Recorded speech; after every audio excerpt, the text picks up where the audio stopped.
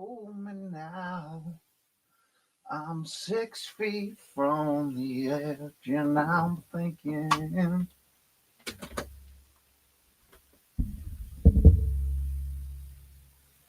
ain't so far down.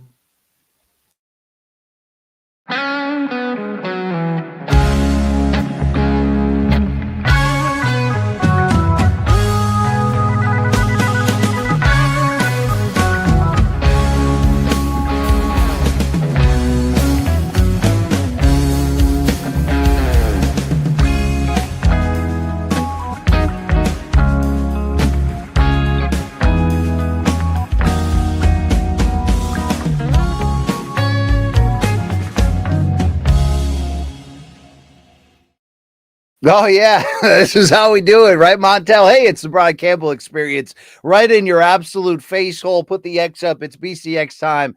It's time for another edition of Campbell's Rambles. It's Wednesday. It's July 2nd. It's the 25s, if you will. And fresh from the barbershop and fly from the beauty salon is your boy, B Sizzle. Happy to be here. Hope you are as well. This is the show every week, which now no longer apparently has a permanent time because of my life schedule, where I talk endlessly in circles for multiple hours. And, you guys team me up with questions. Hey, that's how we do it, right? That's how it goes. What a time, though. What a time. 4th of July weekend is almost here. I hope everybody will be safe. I hope you'll keep all your digits. Thank you, Jay Fish. I hope that, you're going to go celebrate America, if you will. All right, there you go. All right, there it is. Whoop, there it is. So I'm BC. I like long walks on the beach, peanut butter and cheese sandwiches, and straw weights, apparently. All right, here we go. And yeah, Brody knows it. BC, we know you're celebrating Diddy beating the case right now. No, not a celebration in this household, but how are we doing? How is he beating this with all those allegations and charges? Good Lord. Yeah, I got my own thoughts. You can hear it on my Patreon later, but no stick pics. Okay. No stick pics. Arturo's here live and direct from the UK. Big fan of that guy. Of course. And yeah, Bapa's got a lawsuit after him. That is an interesting situation. Alan Dobbs up in this piece. That's what I'm saying. Yup. Hey, watch the leather, man. All right. So here's how this chat works if you're new to it. I speak on a couple topics. Let me speak on this, all right? That's Orale, right? Okay, let me speak on this, Conan. And then I open up the floor to you. And usually a few times I'll lose track of where I am, but that's how it goes. Is this the greatest t-shirt ever? You're gonna have to decide for yourself. I mean, is that the greatest angle storyline in pro wrestling history? Yeah, the Mega Powers exploding still is. Okay. Take that, Bloodline. Yep. Smoke them if you got them. 2-drink minimum. Tip your waitresses. Super chat also open. Not relying, not asking you, but appreciating you, if you know what I'm saying. All right. Yeah, there you go. Tax deductible, I'm sure. All right, there it is. Whoop. There it is. Oh yeah, Zeb, we're here. We end this piece, okay? We here. Let's go. It's time to make Paul Usyk, says JN. All right, that's very interesting. I actually do wish Jake. I'll get into that. All right. Thank you for the haircut reference. It did cost exactly. Well, not 25. It cost $24. But unlike Luke Thomas, who pays upwards of 100, I also got the back rub, the wash, the massage, the hot towel. I mean, there was some things that happened there. No Robert Kraft type situations there. But thank you, Lazy Bed. Shout out to the JBR kids over there at Just Bleed Radio. Big fans. All right. Great show. Never listened to it, but does that man sound like he's 14 years old? A little bit, but shout out to all the guys on that show. Just the same. Lazy Bed, the English fella, you know what I mean? Sandine out on the street corner. There we go. Dave R18 is here. What penetrates your face hole more, BC or BBC? That's a personal question. Thank you for that. Okay. All right. So life is good. I hope you guys can say the same.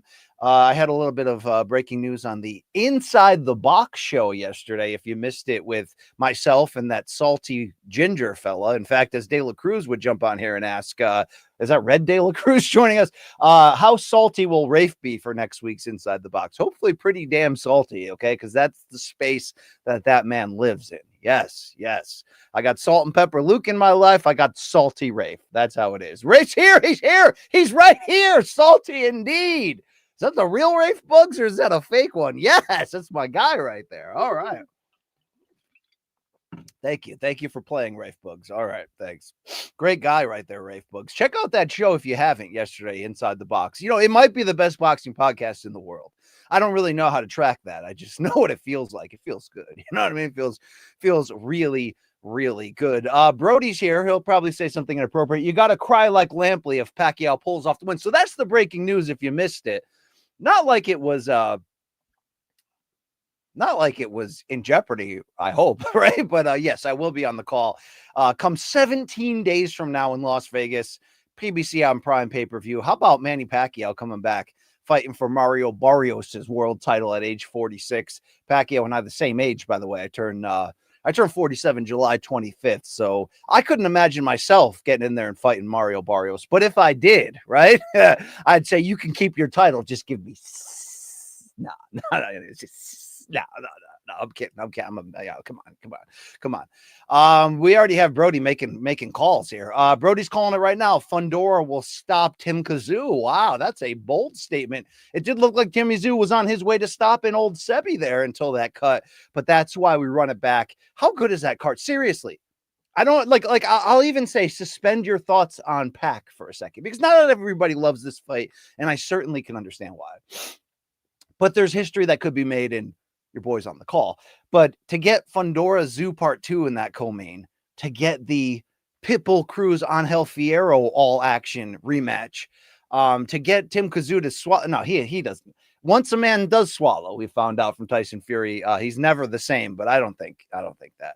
Also, don't forget, we get Brandon Figueroa, the brother of sister, against Joette Gonzalez, where, you know, I beat Joette and I took his sister home, is what Shakur did that time. Also, he bottled it. Rafe once bottled it on a boxing pod. He once urinated in a bottle during a live show. Not many can say that, although my grandfather used to drive to Florida with a jug that he could while driving, which is really just phenomenal work right there. All right. So that show is going to be great. And they just announced the televised undercard for July 19th, a 3-fight free show on Amazon Prime. I believe it's free even if you're not a Prime subscriber, and you'll get 3 bouts, one of those including the comeback of Gary Russell Jr. So that's pretty interesting, along with a separate bout involving Mark Magsayo. So there you go. So it should be a great night of the box. I'm not sure exactly who my broadcasting teammates will be, but we'll see that. Reginald Jackson is here. Reggie, you good? Yeah? Yeah. He's unpredictable. Let's be fair. He's a wild card at all times. But there we go. Brody saying Shakur got married to a new chick like a year after he stole Joette's sister. Newark, New Jersey, built different. Yes. Go to Penn Station. You'll find out how those folks are built. Go to Newark, Penn Station. All right. This is my guy right here. This is Reginald.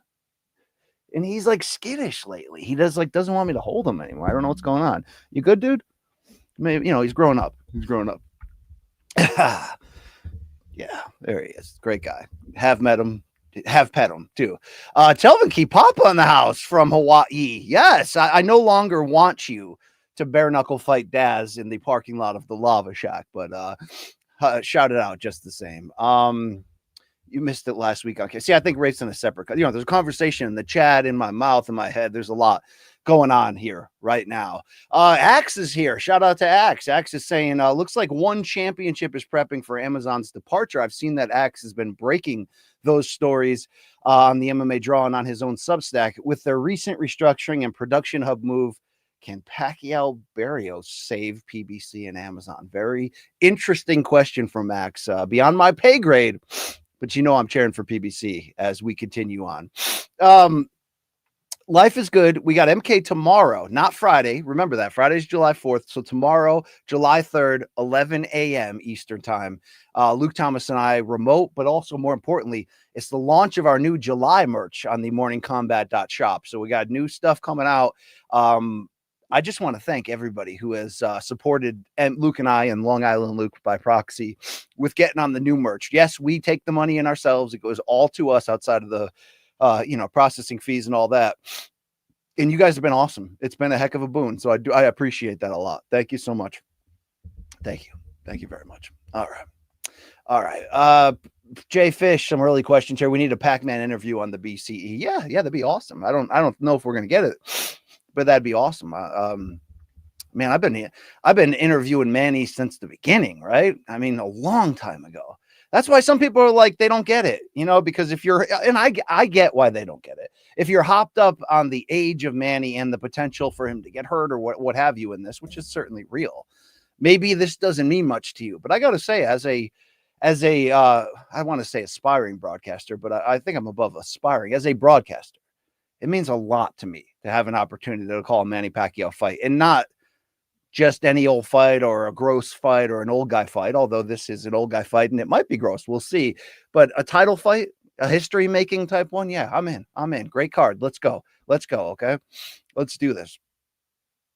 Also from JN, MMA has been in recession since MK downshifted to twice a week. I wonder if that was the turning point and not just the immense greed of one Ari Emanuel, Mark Shapiro, and everybody else there at TKO/Endeavor headquarters. They all played a part, apparently, in this great sport of MMA. Going into the toilet, you know what I mean? See you next week at the Waterbury Open. You know what I'm saying, Billy? Happy Gilmore. There you go. But I think we're almost back. Not almost back. Sorry. I think we see some light. Thank you to Topuria for that. Okay. UFC 317, fun as balls. All right. We're going to talk a little bit about Topuria today. We're going to talk a little bit about that guy that you all don't like named Jake Paul. And then we'll turn it back. Take your questions. Hopefully Reg won't show the butthole. You good, buddy? You good? All right. Yeah. Yeah, just, fielding a couple early ones here. Telvin saying, but BC, I've been training with Lady Samurai for my bout for MK Promotions at the Lava Shack. Who are you fighting, though? That's a question. You going after the governor? It would be high time to get that done, but let's let that guy live too. Let's let that guy heal, please. All right. Brody adding, I heard Pacquiao-Barrios mostly sold out at the arena. I have not checked that out, but that is promising news. And by the way, I think that's MGM Grand Garden, which isn't it weird? Before T-Mobile, that was like the go-to premier Las Vegas boxing arena. And now it's become a backup one. But every time we get to go back in there, it feels special. It does. I love that arena. There's no bad seat. And how much history has happened in that building, right? Love it a lot more than T-Mobile, to be fair. All right. There it is. Yeah, a lot of questions here. Rafe Bugs still in this thing. All right. Yeah, good. Break out that liquid crack, Bugs. If PBC folds, do you think they'll sell the logo to BC? Oh, that's interesting. I could get the PBC. Well, what would the P stand for in that? The pussy. Thank you. Thank you very much. Okay. That's a shout out to Raw Deal, the best Arnold Schwarzenegger movie. The real ones. The real ones know that. And by real ones, probably just me and cousin Mike Campbell. But we know that. We definitely know that. All right. PBC. Yes, there it is. July merch, Axe, morningcombat.shop, and check out the new July merch that'll be going up tomorrow. Shout out to Long Island Luke, in control, in a large and in charge, that fellow. All right. Best boyfriend ever. Okay. So first topic today, Ilia Topuria, as they like to say on there. This Georgian dynamo. Okay. I know people are upset. I read the comments, right? Don't read the comments. I read the comments. Luke is, okay, he is, but let the guy have his moment. Okay. And at least Luke's including you. He's like, this is a big win for us, right? But in a way, it certainly is a big win for MMA. And I don't want to hear anyone say on the opposite, because UFC doesn't build, sustain, and elevate stars anymore. They elevate Dana White on the cover of UFC magazine. They elevate the government contracts and all that BS that fuels them financially to not only pay off the incredible debt taken on upon that 2016 $4+ billion purchase, not to mention the purchase of WWE as well, but also don't forget the UFC lawsuit with the recent class action. That's a pretty penny that they're paying, even if it's not a massive chunk that affects aggressively their day to day. It's also there. So Ilia is the star we deserve. And I'm not trying to see his hog, all right? But I want to see really big fights that transcend the era that they are within. I want to see stadium fights. I want to see health in the sport.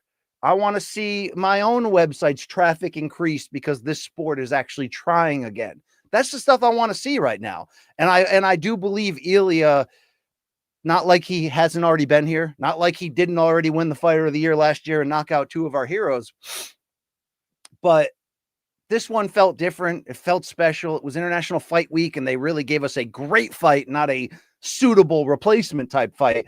I think on paper, we knew we were getting action here. We knew what the stakes meant.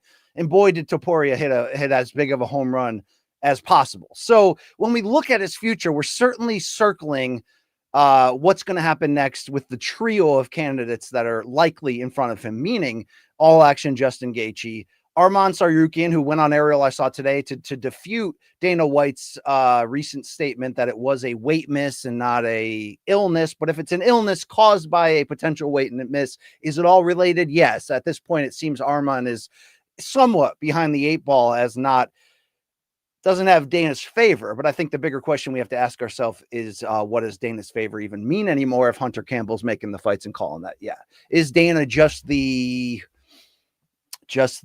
brand ambassador these days, as the great Zach Arnold of MMA Draw regularly calls him, or is it something different? So it's either those two or it's Paddy Pimblett. And I don't know if I got fooled again by MMA Centel, but Luke Thomas was like, don't believe that DDP fake rumor that he mentioned. It's going to be Paddy versus Justin as the co-main of 319. So I don't know where that stands, but I do know if you're the UFC, you're looking at three viable candidates. I also personally believe, and I know most of you hate when these words come out of my mouth, that they very, very well should be talking to Conor McGregor right now, because why wouldn't you, if you have potentially the biggest star since the biggest star in your history, and this guy is somewhat desperate to get back in there. I mean, not desperate enough to fight through a broken toe and to stop partying, but at some point that guy wants to come back and feel relevant again.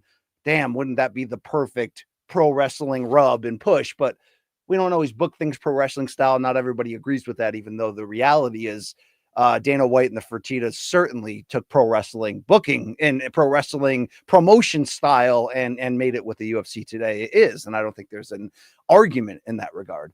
But you got to ask yourself a couple things, like, are we going to matchmake and book to meritocracy, or is this a situation to maybe blow that up a bit, either big picture against Conor or even smaller, more direct, next right in your face, which is the Paddy fight? And whether it was Joe Rogan going rogue or not, or there was somebody in his ear, or it was Hunter Campbell in the truck, or whoever called for that, didn't it feel good? Didn't it feel good watching UFC 317 to not only have this big grand moment after a pretty damn great pay-per-view card of big damn smaller moments, but you got a story. You have an instant, oh, this is where we're going next. Oh, look at that. Oh, they're talking about balls on the forehead. Okay, it's a Conor line, but look at that moment.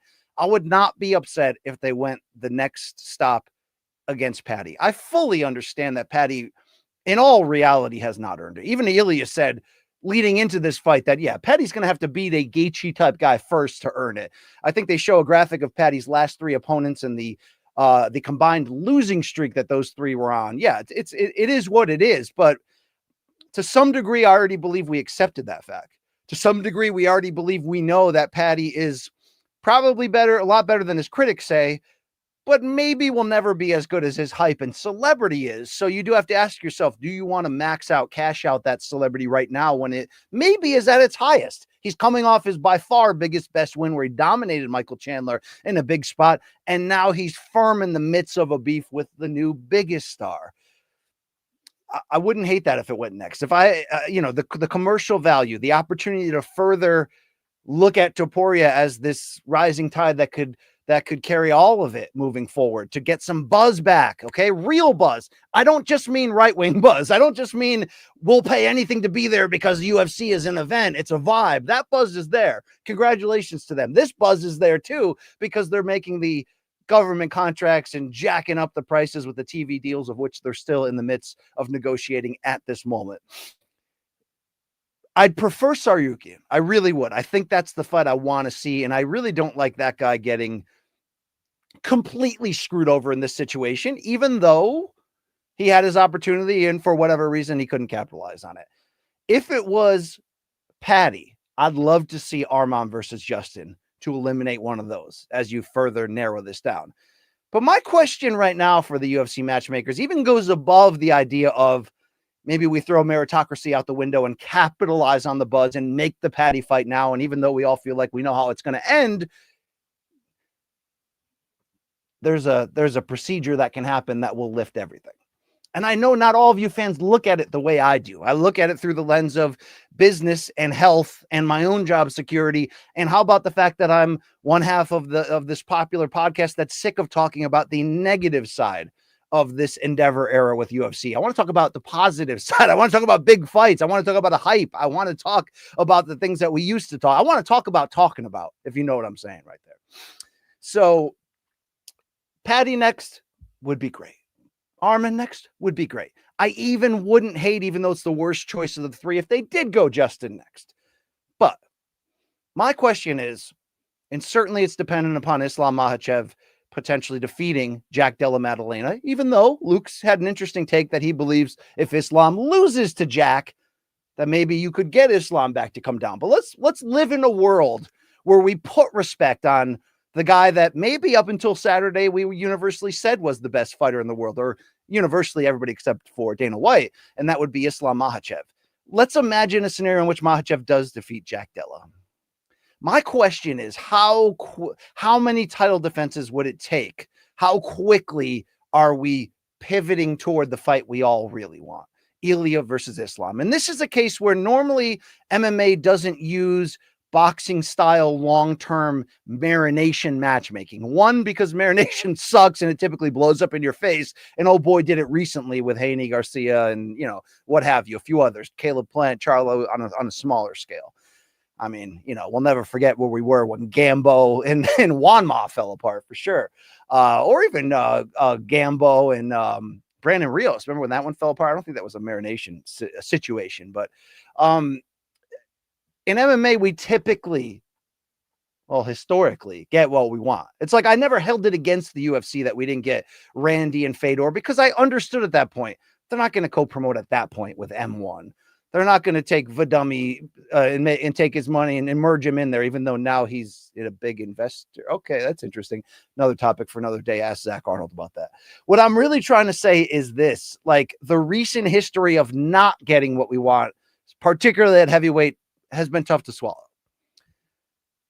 Do you gamble on a long build? And I don't mean Mayweather-Pacquiao long, but do you gamble if these two great stars, the two best fighters in the world, both still in the midst of their physical prime, Makhachev 33, Topuria, right there at the tail end of his 20s. I didn't necessarily, even with my being upset that this fight didn't happen right now, I didn't necessarily think or want him to defeat Oliveira, and him meaning Topuria, and then call out instantly Islam and move up. Not only did UFC make him promise not to do that, but again, we have to see Islam earn it himself in the new division. But how many title defenses do we need at this weight class before that great fight, the window of it potentially closes? Not just the fact that Islam's moving up into maybe the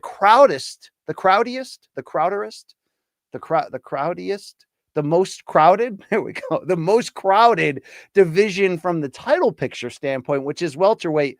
You never know what's going to happen because there's a lineup of Shavkats, Ian Garys, Sean Brady's. I could keep going. I'm just wondering, is this the big one of this era that we deserve? It's not going to be Jones Aspinall. It's most likely not going to be Ngannou Aspinall or even Jones Ngannou. what is going to be this big? And people say, okay, who cares if the product week to week is great and I'm enjoying it? Okay, well, if you're a degenerate gambler, UFC brand lifer for life, then maybe you don't care about this. But you need fights like this. You need fights like this that invite the casuals back in, that wake everybody up, that define an era. It's becoming Ilia versus Islam. And it plays into the recent, although not overly played up, rivalry between Georgia, the country, and of course, Dagestan, the region in Russia, from Marab defeating Umar and, and other matchups in that regard. It just seems perfect. How many title defenses does Ilia need? Is one of those lightweight title defenses going to be in Spain finally? All I know is I'm really excited at the still high potential that Ilia versus Islam could still be a thing. And that if it does become a thing, which would need Topuria first to make, 1 to 2 title defenses, in Islam at the very least to win the championship first, how big can it be? Because when we're talking about Jones, Aspinall, Jones Ngannou, or even Aspinall Ngannou, we're talking about, because of the heavyweight division, because of the names involved, although I'm not trying to fool myself and believe that Aspinall is a name that everybody in America knows, but you get John Jones involved in a heavyweight fight, you put that crap in a dome. You do that, okay? Do we have many other fights not involving Conor McGregor that could fit that, right? We don't. Islam and Ilia on the surface, not complete household names to the average American sports fan, but not far off. All right. I've been really blown away since Saturday at the amount of people talking about Ilia and Topuria who I didn't think would. And that obviously comes the natural way of having seen the highlight on YouTube, maybe turning on SportsCenter and seeing the buzz. And Islam, for his credit, he's a sneaky pay-per-view draw. He's a big draw, particularly in the Dubai area, in that region of the world. And on top of that, he still has the Khabib rub. This is the fight. This is the one. And if you put on the table there the potential for the 3-division champion, I mean, I know we're saying a lot, and we got to get there first. Ilia's got to prove, against someone who's not a 35-year-old who walks into you, right? There's some things that have to happen here. I don't know if Ilia can wrestle at this weight class, let alone welterweight. But I know that fight, Ilia Islam, is not an old guy cash-in fight. It's not. It's the perfect fight. It's 2 absolute future Hall of Fame studs still in their absolute prime with so much at stake. I say, if you are sitting in that war room and you are the UFC, and maybe that war room is really just Hunter Campbell's office these days. I don't really know how it happens there. But if you're sitting in here, this has to be the one that you're talking about daily, in my opinion. How do we start to build the roadmap to get there? That's just me talking. But I like big things, all right? No BBC jokes. I like big things, okay? And I cannot lie, all right? All right, let's bang. Let's bang, Tua. Indeed, okay? So that's topic number 1. I'd prefer Armin next. I'd take Paddy for the views and the hype and all the fun that goes with that. Gaethje I'd reluctantly accept because I think he'd get sliced and diced. But let's get there. Am I alone? Am I the only one that like is living through the potential? My happiness is coming in some percentage through the potential of this great fight happening. I mean, when was the last time? I mean, the answer is always going to be Conor Khabib, although it's kind of hard to say prime versus prime, even though the ages match up when Conor was so out of the game for those previous 2 years. And I don't say that to excuse him from the loss. We find out afterwards that even though he trained really hard for Khabib, he was still partying like crazy and all that. I mean, that's all part of his aggressively slow decline, which is no longer slow. But when was the last time that 2 guys, you're talking about like Jones DC, you're talking about the type of fights that we don't see anymore. I want to see them. That's me. All right. Hold on. I got to let Reg out here. It's a recurring problem. I know you know that already. All right. Let's hear from Keith. Heard Keith Thurman was going to be here. Sounded boring. Found the man. Still sounded boring. All right. We're back at it here. We're back at it. So thank you for listening to me ramble on that topic. Let's get into topic number 2 here for me. And that's let's go blood and beer. Let's do it. Okay. All right. Monzo's taking shots at me. Damn, Brian, did you use Just for Men recently? I used it The last time I used it was, I can't believe this is a topic in this show. The last time I used Just for Men was leading into the Caleb Plant doubleheader there with PBC on May 31st. So you're looking at this about a month later. Okay. Got a little hole right there.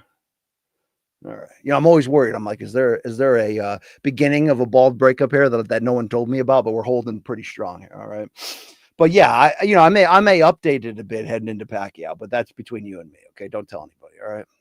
All right. Bugs likes Commando. I mean, we all love Commando, but I swear if you watch the true, Predator is obviously also an answer. It's either Commando or Predator to most people. Raw Deal's the real one, though. That's when you get Arnold with the pinstripe suit infiltrating the mafia. Okay? All right? The one-liners in that one, the fact that it feels low budget the whole time only adds to it. But again, that's just me. Okay. Jake Paul's ranked by the WBA and it's BS. And I know there's been a very small minority defending this on Twitter beyond ex-trainer BJ Flores, who again it just seems like he's auditioning to get his job back with all of this glazing. But people saying, look at, I've heard all the things. If you can't name 10 cruiserweights, then how can you criticize him being ranked in cruiserweight? Rafe can name 10 cruiserweights, all right? I don't agree with that. Or hey, look at the guy ranked above him and behind him. They haven't done anything yet. And I also understand that. Why? Because the ranking system is a freaking joke, as are the 4 sanctioning bodies. It's like they take turns to try to one up each other on how gnarly and gross they can act.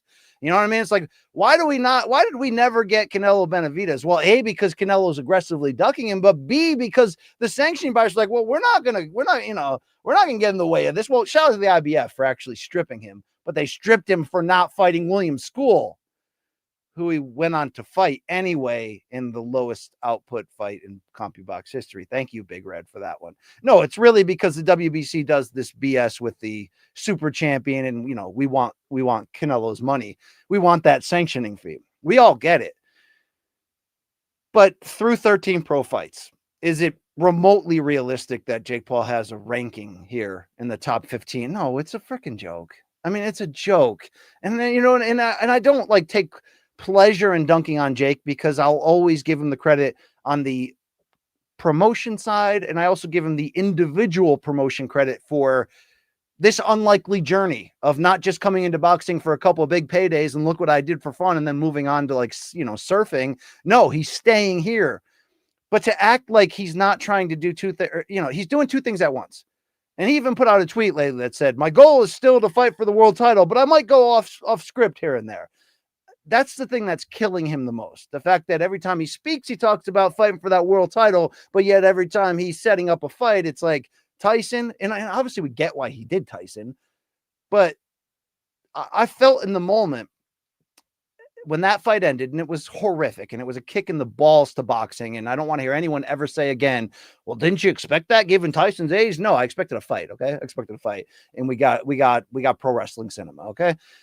But after that, there was pressure on Jake to not do that kind of shit anymore. And of course, what does he do? He comes out and fights Chavez 4 years too late, and then he's still talking about fighting Gervonta. So it's like, you can't be both at once. You can't serve 2 masters in this case.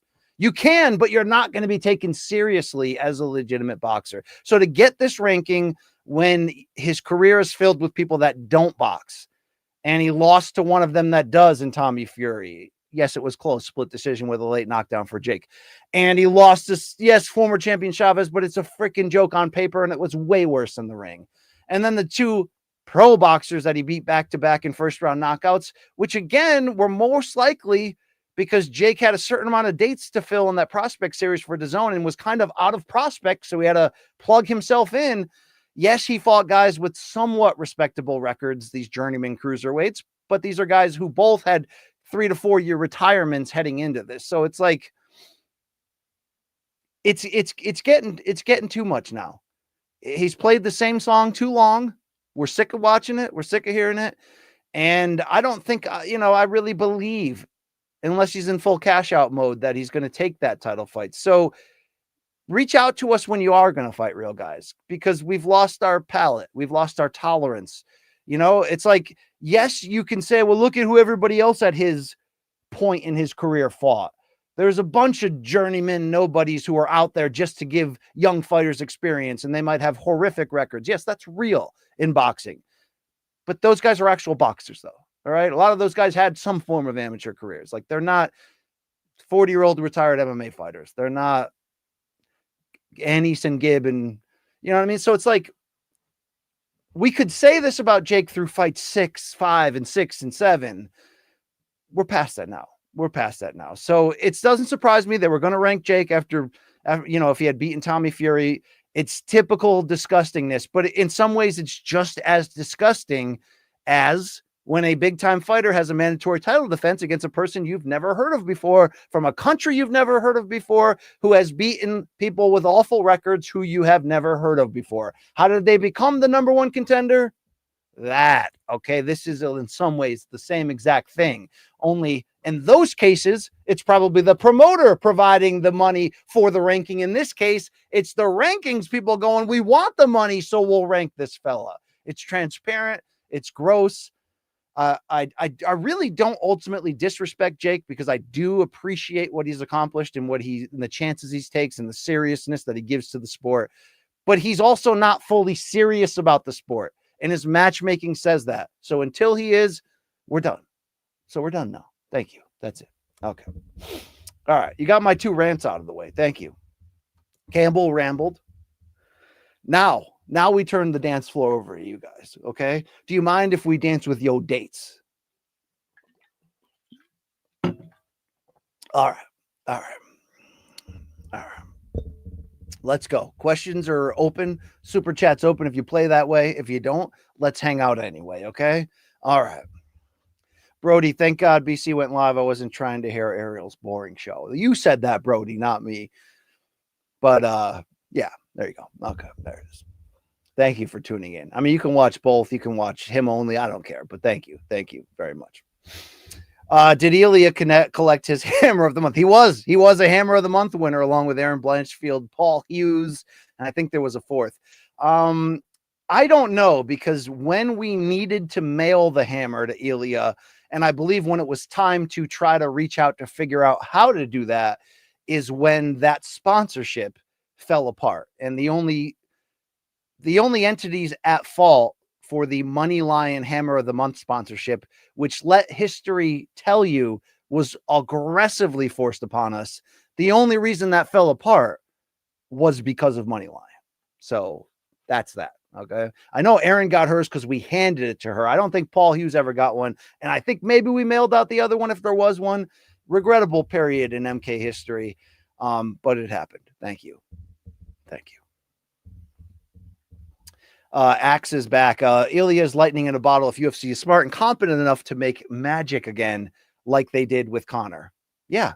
That's why you have to aggressively react when you get something like this that falls into your lap. And it didn't fall into your lap overnight, but it's here, it's real. And I think as a promoter, you have to respond to that. What did I see Sunday? That there's going to be a biopic or a series? No, sorry, a series, a reality series following Ilia. Like, hell yeah, the guy deserves it. It's time. Let's go. Let's go. The guy calls a shot and he backs it up. Okay. Conor did it too in a different way. And the spoils come to people that can do that, whether you like them or not. All right. Let's go. You know, shout out to Jim Nance's nephew, Andrew, always shouting out Reggie the GOAT. Thank you. I appreciate you. Reggie's scatterbrained today, but that's, you know, it's a typical take in this house. All right. Mark A, Conor is never making 155 again. I would say only if there was a title shot offered to him, and obviously him being offered a title shot is it's a complete sham to meritocracy. Ideally, if they did this fight that I'm kind of softly pushing for, that all of you hate, and I get why, because Conor sucks, like, as a person lately, and he's just like become a joke, and he's old, and no one would give him a chance. I think you would have to do that at welterweight, not just to accommodate a weight Conor could make, but I think you have to give some perceived advantage to Conor before he gets knocked out. Thank you. Thank you. And also, like, that's not a title defense. It's to take his star and quadruple it, times 10 it. Okay. There it is. There it is. All right. Gustavo Alves da Silva is here. He's here, guys. I don't get it. You've been saying the UFC has been terrible for 5 years. No, 2 years I've been saying. It was great leading into the pandemic. It was pretty damn good coming out of the pandemic. This entire Endeavor run has not been awful, but let's not act like we can't see and hear things and do the math ourselves unless we're completely blind and we just love that brand so much. Yeah, the brand's been good to me too. I've enjoyed it. Okay, I tuned in beginning with UFC 4 when my grandfather lost his mind when Keith Hackney punched Joe Son in the balls 50 times. All right. But if you can't critique the things you love to try to kick them in the ass to become the things you love again, then do you really love something? Right. That's what I'm saying. All right. I'll hear you out though, Gus. What do you got for me? You've been saying the UFC's been terrible for 5 years. So why don't you go cover boxing and the PFL instead? I guarantee your channel will go bankrupt in 3 months. Well, it's a lot of our channels are threatening to go bankrupt if you look around covering the UFC right now, right? And that's what they would prefer. Traditional media, the kind that are critical, to get pushed out and to, finance themselves out of it. So you're almost there. But Gus, I will have you know, I've been covering boxing on a national-ish level for 15 years. I still cover boxing. I'm always going to cover boxing. I would cover PFL more, but Don Davis has no idea what he's doing. Let's just say truth. It's 2:42 p.m. Eastern. From now until 3:30, we only speak truth on the show. And it might be hard truth, but that's hard truth, Gus. Don does not know what he's doing, and he's running that shit into the ground. It's not wrong to criticize the UFC's adjustment from a company that was built upon the idea of building up stars so those stars can sell pay-per-views, and then looking at how they shifted smartly to a more content-filling strategy and plan of attack. But if that content-filling strategy completely waters down the fights, the storylines, the star value, the star power of these guys, and only the promoters benefiting from all this, while fans are getting recycled in and out because the post-COVID buzz has worn off due to the matchmaking, then yes, people like us who feed our kids because of the success of this organization, we should be, I think, on the front lines of being critical of it. Doesn't mean you have to tune in, Gustavo. Okay. Ariel's available as well. Although sometimes that guy tells a lot of truth too. All right. There we go. Instead, Brody says instead of jail time, they should put Conor in there with Ilia. Worst punishment. No, it really is. I mean, he'd get paid, of course. He'd play the role that, in my opinion, stars should play, unless the star hits a point where they can retire on their own terms or want to retire on their own terms. Say, well, what about John Jones? Yeah, not 2 years later after hijacking the whole situation. All right. I mean, seriously, if he would have laid it down against Stipe after that ridiculously long 20 months that the UFC let him hold on to the belt while injured, we would have been mad, like I say, for 2-3 weeks, and we would have moved on to Aspinall's run. But when you stretch that, okay, enough. We've been through it. All right. Man, Gus is firing shots. You guys hate Dana White so much you can't see the facts anymore. No. Dana White has changed so much, and we speak the facts, and they are so far gone into success, UFC, that it's all changed. And Gus, I don't want to be a BC versus Gus battle, but can you really not see it? Do you really think this is the same UFC that it was? If so, then yeah, I guess this is the wrong podcast for you, but that's cool. All right. Project Zeb wants Paddy versus Justin and Arman versus Ilia. Yeah, that'd be meritocratically, that would be the best call of action. Paddy does need in reality, right? Like in reality, he needs a real win. And the Chandler was a real enough win that we take him seriously. He does need that real win. Yeah, I'd love to see that. I'd love to see what Arman's size punchy power wrestling can do against Ilia. Let's go. I hope at the very least, and it doesn't always happen this way for stars, and somebody like Ilia is obviously very dedicated to his training and meticulous, but I'd love if he could get on a fast schedule. I'd love if he could go through a fight and not take any damage, which happens to him, that he can turn it around quick, because let's go. Let's ride that wave. But there you go. Brody says, BC, have you heard the rumors of Joe? Oh my God, I've never even thought of this. So Brody's asking me, have I heard the rumors of Joe? I'm afraid of the Liver King Rogan being the third man for Canelo-Crawford. I have not even sniffed this rumor or even thought of it being possible, but you bring up a great point. If TKO slash Zuffa slash Dana is in control of this side of it, and they certainly have some levels of high control. I'm told that it was, Dana who was against having Jim Lampley in there. I don't know if it was an age thing or what have you. And I understand Anik being in there. Anik's great at this job. It's perfect synergy across their brands. And Anik used to cover boxing and has called championship fights for ESPN before he fully transitioned to MMA. So I'm cool with that. I think he'll have great chemistry with Kellerman, and it's sort of a matchup together I'd never thought of. I'm never somebody who's like the third man has to be an ex-fighter.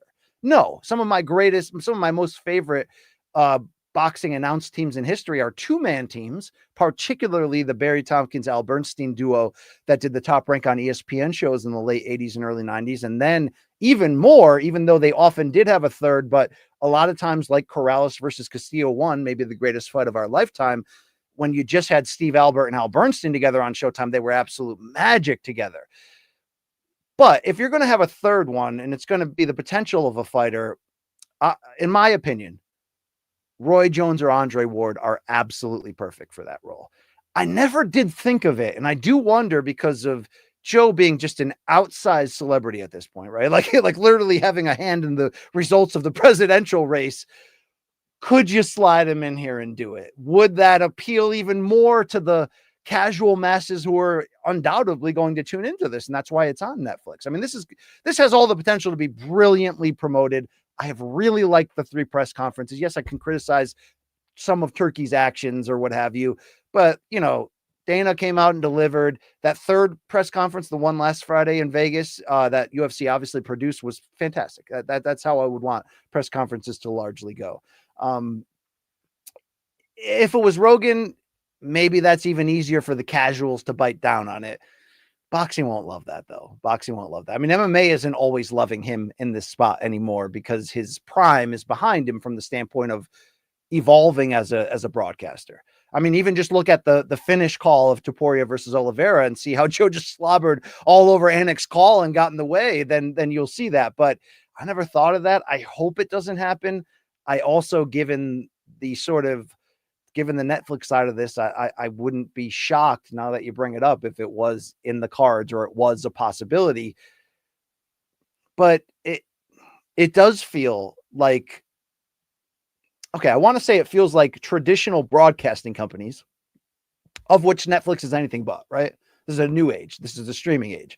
But like traditional boxing, places, ESPN, like longtime places, they want the ex-fighter in that seat. And I understand why. And that's why I always think the perfect booth, if you're going to do 3, is smart point guard, play-by-play control guy, strong journalist who can talk in that role. Think Larry Merchant, think Max Kellerman, think Al Bernstein, think your boy BC, right?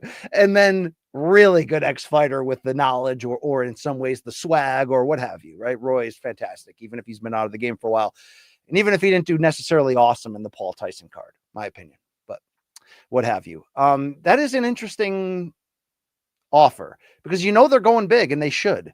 And like I said, Anik and Kellerman, I expect greatness out of that duo. Let's see who they get for the 3rd. I don't believe they're going to do that. I don't believe it, but we'll see. We'll see. All right, I'm behind on the update on this thing. Let me see what we got going on here. Brody is jumping in against here saying Paddy beating Michael Chandler, that's like beating BJ Penn at this point. I mean, it's getting closer, but not, I mean, it's getting closer. It's getting closer. All respect to Chandler. See you at the top, Mike. Thank you. Thank you very much. All right. Jayers, Paddy genuinely is a threat to anyone at 55, which is insane to think about. He's massive and he's no joke. Like, he's not a joke. Paddy can beat, I don't want to say anybody, but Paddy can beat elites. Paddy has things that he does very well. No question about it. Hasn't fully earned this, but I've already been on board saying I'm okay with that, because sometimes when you've got somebody that brings fun, eyeballs, controversy, trash talk, they're going to get a little bit of special treatment. I mean, if you're telling me the end game is cashing out Paddy in a UK soccer stadium, I'm all in on this style of matchmaking, okay? I mean, part of that is, yes, me speaking from the standpoint of business and wanting the business to be on fire and wanting to be able to make money in it and provide for the fans.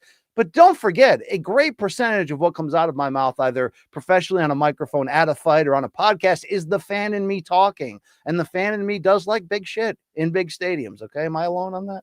I don't know.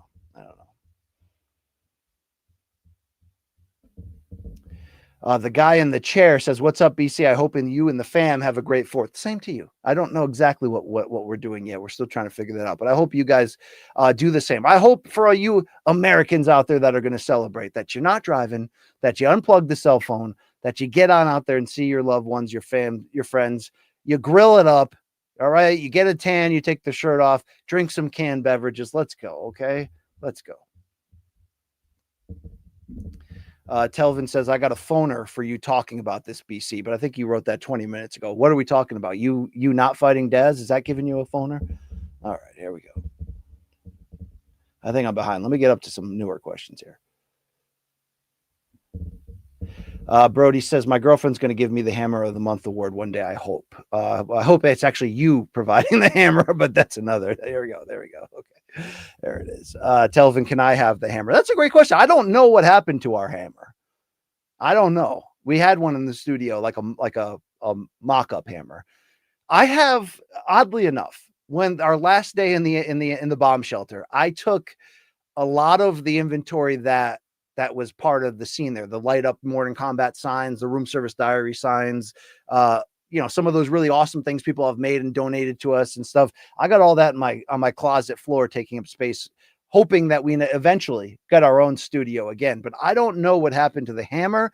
And they tell me that the couch is still in use in Malka right now. So I'd love to, if anyone, has an understanding of organized crime and we can heist and we can break into there and remove that couch and put it in Long Island Luke's living room until we're ready for this new stadium, then let's do it. Okay. If you guys got the truck, I'm willing to break the law. Let's go. Okay. Thank you.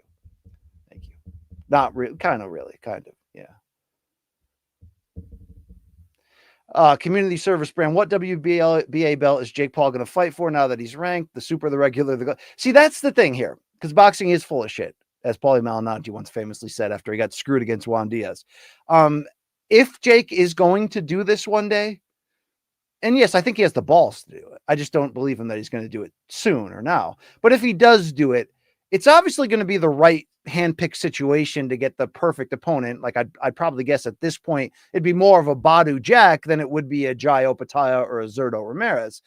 But I really hope that when or if Jake does fight for a legitimate title, that the title in question is actually legitimate and isn't a secondary, super regular, vacant interim, global gold, Feker box, double secret interim. So yeah, you get the point.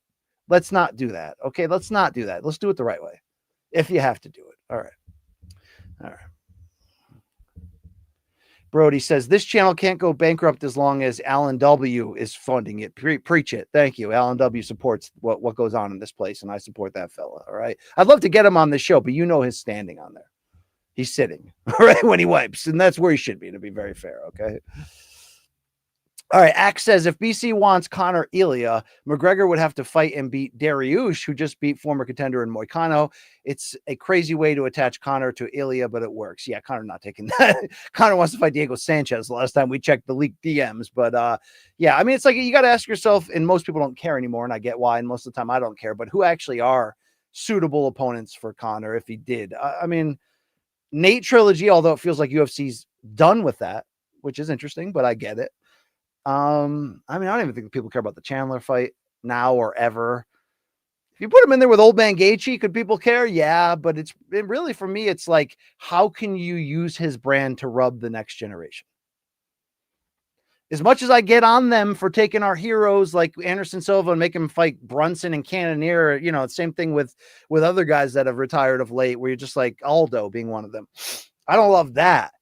But if an old guy is going to come back for a big fight, it's got to be against somebody who could benefit from the rub. It's promotion 101. All right. I'm caught up here. Let's see. Axe throwing shots. Gustavo is on the Dana White UFC deep throat whack. Wow, you said it. That is, yeah, okay.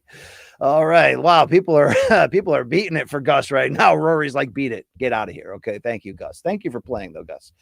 We don't disappreciate you completely, but there we go. All right, let's get into some of these super chatters. You guys are awesome. I really do appreciate you. Okay, so appreciate the support here. This one's from Cosmo Kramer. Thank you for supporting the pod. Congrats, BC, for getting the call for Pac-Barrios. Thank you very much. I don't know what PBC's future is. I'm certainly like that, right? You know what I mean? I've done a lot of work with them over the years and have really appreciated that connection. And it wasn't just through Showtime, right? Like 2019 and Fox hosted a show for them nationally. Phil, was a personality on a few other shows. We'll see, but they certainly do have some big name fighters left and some potential big fights. I hope I call them, whether that's, Tank Roach 2, if that happens in August. You see Benavidez is in camp, maybe Callum Smith in his future. We'll see where it goes. But calling a Manny Pacquiao fight does matter to me in my experience, in my bucket list. I'm really excited about the surprise of this. Obviously, I hope that old guy, the same old guy age as me, doesn't get hurt, but we'll see. We'll see what happens. He knows what he's signing up for. JN's in the house. Thank you, JN, for supporting this. Top 5 pizza places in Connecticut. Most of those are going to be in New Haven, Connecticut, or around New Haven, Connecticut, West Haven, what have you. In general, Connecticut pizza rules. When you're, and the closer you get to New Haven than by proxy New York City, it's going to be even better. But for the most part, even mom and pop pizza in Connecticut is, in my opinion, just way better than the pizza I'm trying elsewhere around this country. That does not include the regional favorites. I've never done, for example, Chicago deep dish, out in Chicago. I've never done Detroit style, although I've, watched videos on it. I'd like to try some of those, sort of sideball places. But for me, it's Connecticut and it's New York, and that's where it's at. Okay. 2 turntables and a microphone. My favorite of Connecticut is New Haven's own Sally's, which is across the street from Pepe's. Both have in recent years become chains throughout Connecticut, and I'm sure they'll eventually grow. I don't love that they did that because they are the ultimate mom and pop places, but to them and their families and their business, that's fine. I kind of refuse to eat at their satellite locations, but I love Sally's. I love Bar in New Haven. That is where I've eaten the most New Haven pizza. Modern's incredible. You got to try Zupardi's in West Haven. Fantastic. I'm going to live and die with Mike's Pizza Palace in Naugatuck, Connecticut for the rest of my life. And by die, I mean the amount that I ate there, especially when I lived around the corner from there for 5 years in my early 20s. The guy, shout out to Bogo, my roommate, his gallbladder's all messed up from eating there for years. My liver's turned black. Like, there's a price to pay, but yeah, Connecticut pizza was fantastic. We got one in my area here called E&D that goes to a lot of national and international pizza fests and, brings home trophies. Very good stuff right there. Shout out also to Little City Pizza in Avon, Connecticut. Great stuff right there as well. All right. Antonio Manzo, is Raskin your next wellness check? Yes, tomorrow, Eric Raskin of BoxingScene.com. And of course, the great author of The Moneymaker Effect, the oral history on Chris Moneymaker's World Series of Poker run. He will be joining me to talk Canelo-Crawford, Survivor Season 50, announced the all-star roster. We got some Radiohead talk. Come check it out. Have a good time. Maybe you'll like it. Or maybe you'll tell Rasky to F off. All right. Telvin Kipapa in the house. Thank you, brother. Where, BC, do you see the UFC signing? Netflix, Prime, etc. So I've put in too much time lately on the rumor mill, talking to people in the know about this and stressing about this, not because I necessarily overly care where UFC ends up. I want it to be at a prominent or multiple prominent stops. And yes, I do have a dog in the game to some degree of like, will any change to their format produce a change to their matchmaking, right? Like if the ESPN era was more about, damn, we got to fill all these cards, what is the new era going to be about? Well, if there's going to be 2 to 3 networks involved, that actually probably be more dates, which is why Dana came out and said he's going to double the Dana White Contender Series dates. But I've been mostly paying attention to this because there are so many other deals, including boxing deals, that are 100% connected to the fallout of this. Because obviously, TKO and Endeavor, UFC, all them, like they got Zuffa Boxing launching, and that's certainly, I'm going to, assume a great part of their leverage in their negotiations as well. So I'm waiting like everybody else to see where all the dominoes fall.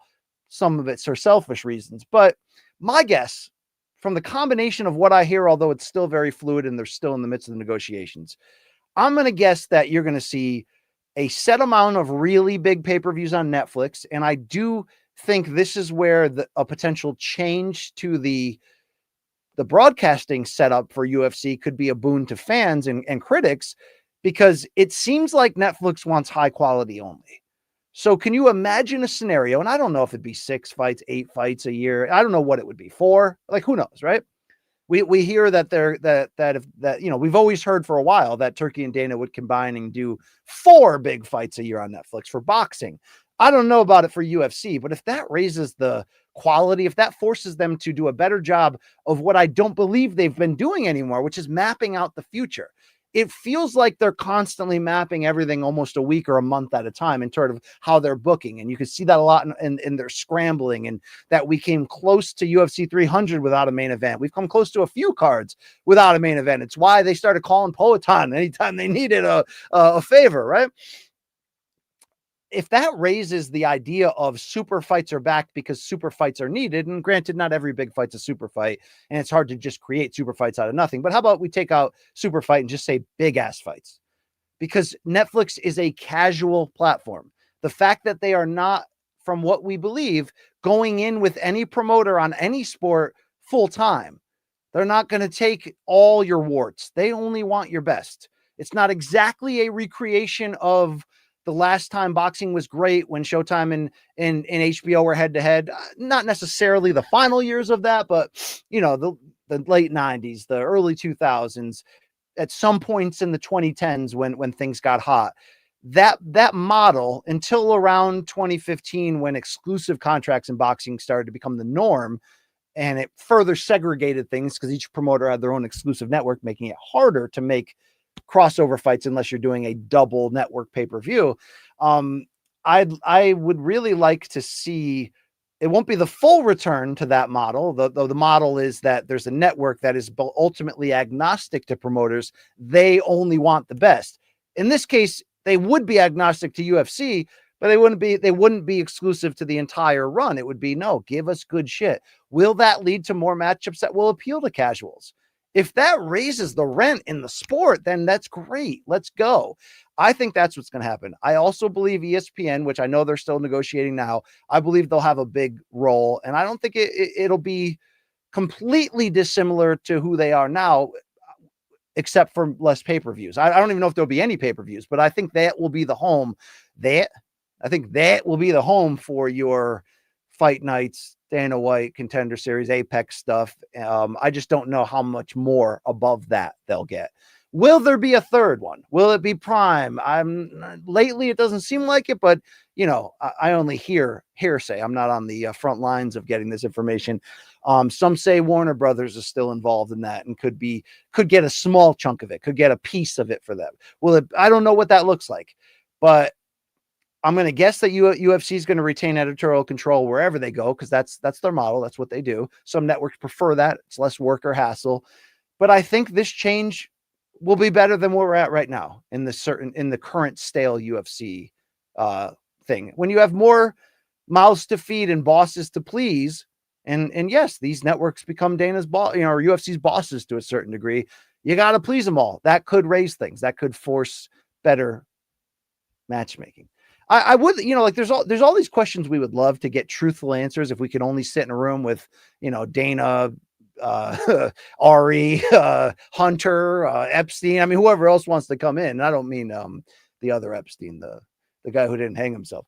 I would love to ask some of these questions, like how much of the matchmaking lately going the wrong direction is because of the fear of the lawsuit and that settlement. I don't know, but there's things I think about at night. Telvin, thank you for your support. I don't want you boxing Daz anymore. We don't need that. Would we film it for, Factory Town MMA and MK Promotions? Yes, we would. under the old Showtime budget. We ain't going anywhere now, right now, at this moment. All right. Okay. Let's go. Let's hear from Rob Loria.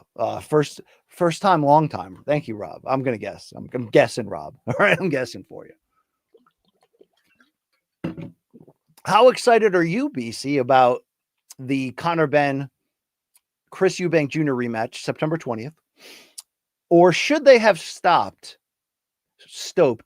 considering how great the first one was? It's a good debate of what they should have done. The reality is that Turkey signed a 2-fight deal with them. Or if it wasn't an outright a 2-fight deal, there was a aggressive rematch clause in there. And he wanted it from the second the fight happened. And why wouldn't he? I really do understand that not everybody has bitten down on that thing and said, damn, this is the best thing we got this year and one of the best things we've had in a long time. Brent Brookhouse of CBS and I, who were communicating with each other while that fight was happening as colleagues, had that reaction of like, oh my God, from storytelling to badass action to all this, that's the best fight I've seen this year. And I haven't had this feeling in years of a fight that grand and epic. And even though there's no title involved, that's what made it so interesting. I get some people say no title involved, sloppy at times. It's not what you say it is. I don't know. I felt it. It's kind of like listening to music. I don't mean to always dig up the white man can't jump, I can hear Jimmy line, but it's really built upon the idea that some bands you can only listen to. Some bands demand that you not only hear them, you feel them. When I listen to the Jimi Hendrix Experience, it's a physical feeling that comes over me. Radiohead, Pink Floyd. God, when I put on my dad's copy of Led Zeppelin 2 from the early 70s, which is that's the best sounding record I own. Some records just sound better than others in terms of how they were made and all that stuff. And some of them are super thin. Some of them are thick. There's a lot of things that go into that. You put on Led Zeppelin 2 on this turntable, you're feeling it. All right. You're feeling it. I felt that, man. I felt that fight. We all did. The storyline, the dad thing. The debate is, do they have to do it right now when they're obviously going in different directions weight-wise? And now we're asking Eubank to once again have that aggressive 170-pound rehydration clause. Yeah, we're asking a lot of him. Ultimately, Turkey wants it. It's big money. It's big business. It will further make them all-time British heroes, even though they're not as accomplished as some of the other ones like Joshua, Fury, Froch. But it's a spectacle. If they fight like they did in the first one, they're going to leave, 2 years of their career in that ring. And that's just where it goes. My only lament, ultimately, is that Ben looked so damn good fighting with such huge balls in a weight class he didn't belong. And he turned into the putt. It was like when Canelo moved up and fought Kovalev. Somewhere, once they touched gloves, Canelo became the stalking puncher and Kovalev became the fearful jabbing. And by the way, Kovalev was leading on my scorecard and 2 of the 3 judges when Canelo knocked him out. So let's not act like it wasn't working. But Kovalev was playing the role of like jabber. That's kind of what Eubank was playing in this fight, even though obviously they exchanged at hellacious pace, at crazy exchanges. But the way that Ben fought, which was so, since the drug test situation in 22 when he was supposed to fight Eubank and the controversy, and then him moving up to 54 and not looking superhuman and just looking kind of regular, for him to bring all that back with this performance, I kind of wanted to see him cut down to 47 and take on some big names. I kind of did. And he still can after this, maybe. But again, what's it going to take out of him? I do wonder if it's going to be harder for Ben to produce a similar effort and performance because of that size difference, even though he was acting like the bigger puncher. And maybe in the same way that the second Corrales Castillo fight, which was marred by Castillo missing weight and that played into him not having to cut down as much and deplete himself. But when he delivered that knockout, it was just sort of like, oh, the fight's over, like before it really started kind of thing. I wonder if Eubank is going to do that in this rematch the second time. I don't know, because in reality, Ben's the way fresher fighter, right? He's got more in the tank, so probably not as likely. But I'll sacrifice all that to just see if they can roll the dice one more time. And Sequels are rarely, right, ever better than the first movie. There's like a small handful where you argue that. It's like Godfather 2, Empire Strikes Back, Dune 2. Maybe in that Nolan Batman trilogy, was that second one better? Yeah. Almost never, right? I don't expect this to eclipse the first one. But I'll get rich or die trying watching that. See if they do, okay? Because in combat sports, and maybe this makes us different because everybody's in it for a different reason. Some people watch the fights, they don't want to hear anything about the trash talk or the stories of the fighters. They just want to see the fight. They just either want the violence or they love the technical aspect, or maybe they roll on the weekends. Other people, right? Other people are in it for the personalities, the reality TV side of it. Ideally, if you're a journalist and super fan like myself, you would be in it for it all. And I do have elements of that. But fanfare, when done perfectly, when it feels like Eubank Ben, I just want that drug reinstalled again. Okay. I mean, please just insert it again. Am I the only one who thinks this way? I can hear Jimmy. All right. Yeah. There we go. Trevin Giles, dude, this ain't the real Trevin Giles. It's okay. Because I'm an old man on the internet. And when MMA Guru came in here and I'm like, that ain't the real guy. Somebody tell me if that's the real guy. But Trevin Giles says, BC, if you ever come down to South Florida and help me with my taxes, I will buy you a beer. Ask my wife, Trevin. You don't want me to help you with your taxes. Believe me. I make the money. I don't deal with the money. I am also an independent content creator and hope to have a show like you one day. So you're not the fighter, Trevin Giles. Or maybe you are and you're also a content creator. I don't know. But thank you for the compliment. And I can't help you with your taxes, but I'll buy you the second beer. All right. Thank you. Unless you're looking to harvest my organ in a bathtub. And then we got, yeah. All right. Alan W's here and he's supporting the show. I mean, the guy's the best. We love this guy. All right. And Alan W will call an MFer out too if he doesn't like what you said. All right. Telvin Kipapa, by the way, saying that's definitely not Trevin Giles, who is from, Crazo's telling me Trevin Giles is from Texas. I needed you guys on this because I can get fooled by packaging. We've seen this before. I don't mean a big package, all right? Don't get me wrong there. Alan Dubs says Corrales Castillo is Junior's NYC cheesecake. Indeed. Very much so, indeed. Benn-Eubank is like eating Hostess snowballs. Sure, it's sad. So no, don't do that. Don't. But Alan W, for all your support, don't do that to them. It wasn't shit. It was courageous. It was insane. It was. I mean, you got to play into the storylines of those guys being underachieving second generation guys who were more flash and trash talk than substance. Yet against one another, they found their true, I don't want to say calling, but their true, like almost legacy. And I know that's heavily romanticized, but they found their identity as fighters through one another. That really happened.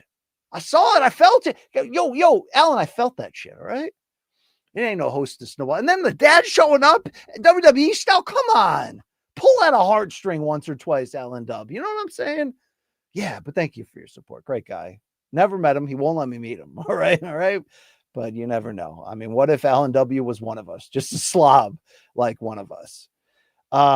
They're calling this guy a fraud. Trevin Giles is the fake Trevin Giles is now calling Telvin a narc. But you're right, Trevin. We're basically boys now. We're gonna grab drinks. So yeah. All right. I don't know what just happened there, but that's cool. Thank you very much. Alan W, right back with the response. There are leagues to these. It was just fine, man. I have had a lot of people tell me that. They're like, that was a good fight. One isn't a great one. It was just fine, as Alan said. Are we watching the same thing, or am I just wired enough?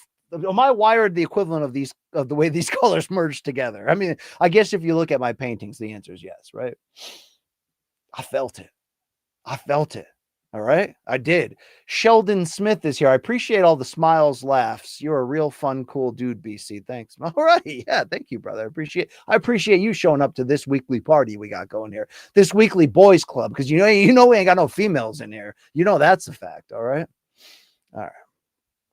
Let's keep it going. Oh, wow. MMA Fanatic is here and he's supportive. Thank you, brother. Thank you. In your opinion, BC, what was the most egregious scorecard? Mayweather versus Castillo 1, Mosley De La Hoya 2, an egregious one, or controversial, just heavily disputed one, Holyfield Lewis 1, or Paul Williams versus Arislandi Lara. These are 4 very good examples, and they do kind of run the gamut of this very gray area that we deal with when someone doesn't agree with the scorecard, where we immediately just call it a robbery. But the reality is, like, how do you eat your steak? There's levels to this. And I'm always the one when ordering a steak who always makes my wife upset or whoever I'm with upset, because I'm like, I not only like, I want the middle, like, give me that middle ground between medium and medium well. I want to create my own category, right? That's how specific I want this. You know, there's a fine gap, obviously, between disputed decision where you disagreed with the judges in a close fight and the other end, which is robbery. In between can be incompetence. It can be, it depends what side of the ring you're sitting on. That's actually really a thing at times in a close fight. It could be a lot of things, but this does run the gamut. Okay, in hindsight, do I believe Castillo won the first fight? Yes. Do I think it was a robbery, though? See, robbery is a very strong word. Now, robbery, I guess robbery, even though it's on the other end of the spectrum, doesn't necessarily need to have corruption tied to it. Robbery could be just heavily incompetent. It could be they got it wrong. And then obviously there's levels to, like, that's why the Haney Lomachenko one, in which I watched it. Lomachenko won. Most of you watched it. Lomachenko won. But the fight was close, competitive, really fun to watch, you know, for the technical thriller aspect to it. Okay. Yeah,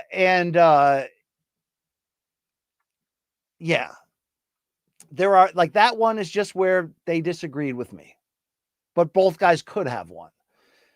Robbery for me to feel, it almost has to be like there's no case for the other guy, right? Like no case at all, you know? And no, Castillo. Okay, I'll say this. Castillo should have won that fight. But I don't think, even with the punch stats, which are damning to Floyd, I don't think there's not a case for Floyd. Do I score that one for Castillo? Is it 49-1 in my heart? Yeah, 49-1, Floyd's record. Yes, I guess you could say that. The rematch had closer scorecards, a wider win with your eyes for Floyd, though. Mosley De La Hoya 2, they got it wrong. I'll say that. I don't think it was controversy or corruption, and I don't think, like, here's the point. Was it realistic that Mosley won that? Slightly realistic. I mean, De La Hoya won that fight. We all know it.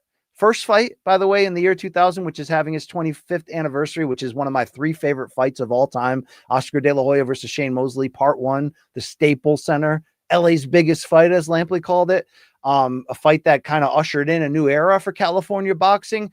That fight is amazing. And the ultimate, well, that's not a technical thriller. What that one is high-speed chess. A little bit different. High speed. The greatest example of high-speed chess ever was their first fight. Just take turns, skill beyond belief, take turns having the advantage. The other guy makes the adjustment. Great shit. The rematch was not as electric or exciting, but still kind of to some degree back and forth. I just think we all watched it and said, yeah, it's Oscar 7-5 or 8-4. So to see Mosley come away with that, you're like, damn, Oscar, who definitely got screwed against Trinidad, even though there's that big asterisk of he brought it upon himself, so you can't complain too much. I think he should have won the second, but I don't think it's a robbery. It's close, but I don't think so. Holyfield Lewis 1 is a damn robbery. That is, in my opinion, corruption. That's a Don King gray area. That's the truth. We all know it. We all know it. Lewis did not lose that fight in Madison Square Garden to unify the titles. So they got their big money rematch. That's a robbery. That is corruption. That is bad for the sport. Paul Williams versus Lara. If you don't remember that fight, Lara in the Adrian Phillips ballroom in Atlantic City's Boardwalk Hall, Lara, who was really kind of unknown at that point, was lighting Paul Williams up with clean left hands the whole fight. And the decision was so wrong that the judges were suspended by the New Jersey Commission and, put under like investigation. So yes, that is a robbery. I just don't think that one was corruption per se. I don't think there was a organized front to make sure Paul Williams wins that one. I think that was 3 judges that aggressively got it wrong in favor of a volume puncher against a much more efficient and I mean, Lara still has pop, by the way, even though he's on this weird title reign where he like almost never fights. So that's that right there. I mean, I think CJ Ross's, 114 scorecard for Mayweather and versus Canelo is just as incompetent as it gets, to bordering on the level of criminal, and there's certainly other fights and other scorecards. The Canelo Triple G one, which we rightfully in the moment lambasted for that fight to be a draw when it was clear that Triple G won. Like, even I came around to the idea that fight's a lot closer than it felt like in real time. That in real time, I was like, that's kind of a 9-3 fight for Triple G. And then you rewatch it and you're like, okay, 7-5 Triple G, but he definitely won it. And by the way, the rematch, I also had 7-5 for Triple G, but it was a lot closer. And I have no problem with anybody giving that one to Canelo. But that's the gamut we run. Thank you for instigating a long circular chat. There we go. About Brody Moret. Is it Merritt? Myret? I don't know. It's just Brody to me. BC, I think Devin Haney is being forced into this Norman fight with all his baby mama drama. I have heard about that. Bros taking the money to get knocked out. I mean, that's a heavy accusation.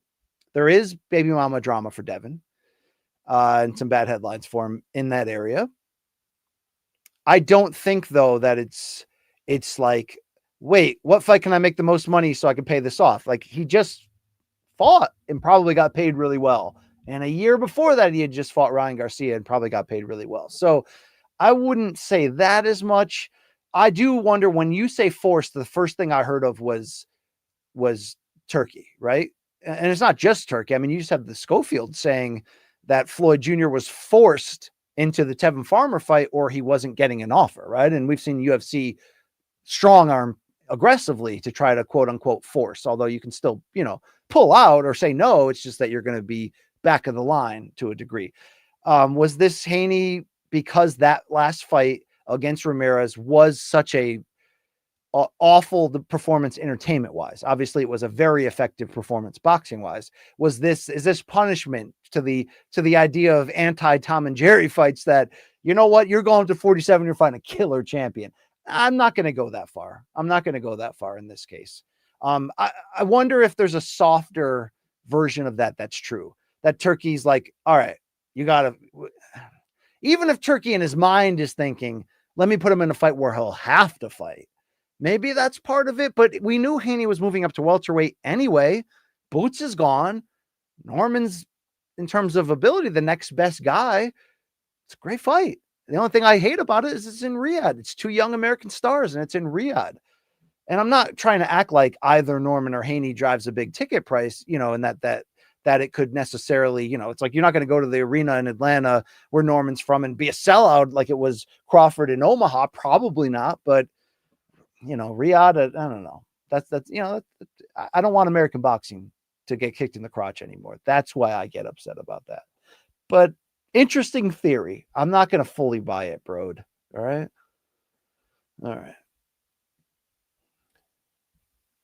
Project Zeb. Though, wow, that's hilarious. How long before we get P. Diddy on a UFC or PFL broadcast? Oddly enough, I'd have to guess PFL, considering, I mean, I'm not going to compare Russell Brand to P. Diddy in their sins, but no, I don't think he will. I think even him getting off after getting a lot of people off in gross ways, he'll still be toxic unless him getting off is more tied into, if you believe conspiratorially that we'll never see the truth on the Epstein videos, not that anyone wants to see those videos, but we'll never see the truth on that because of the power brokers and politicians attached to that, in the same way, because politics is probably as dirty as the music business, which is pretty damn dirty. I'll put the boxing business right behind that. And I guess by proxy here in recent years, the MMA business, although the MMA business is much more white collar, criminal stuff done. Me talking, not anybody else. Is there some connection there where like Diddy's getting off because we don't want to expose all the big time entertainers that were at these parties doing gross stuff? I don't know. Does that mean he'll be welcome to sit next to the Tate brothers, next to Don Jr.? I don't know, but what a gross world we live in, right? We're even debating these things. I mean, what's grosser? Bringing up Peter North. Let's see what the next question is. Telvin Kipapa. Oh, Peter North should call Misfits boxing match. All right. He's known not so much for his voice as yeah. All right. Incredible Octoman wants to get the CIA at my door. BC is on point. Epstein was owned by the same people who own the Diddys and boxing. Interesting idea. I don't know anymore. I don't know. I know it's a crazy world. All right. That's what I know. All right. We'll get back into these super chats. Appreciate you guys always. Seriously. All right. Let's hear from Dustin Kilburn, supporting the BCX and the Campbell Ramble like a champ here. Has there been a fan favorite massacre better than Ilia's last three in any combat capacity? Not legends necessarily, but legit. So I think what you're trying to say is you're not asking me who's had a more impressive 3-fight win streak based on the level and the name value of their opponents than Topuria in boxing or MMA. You're saying massacres against legit fan heroes.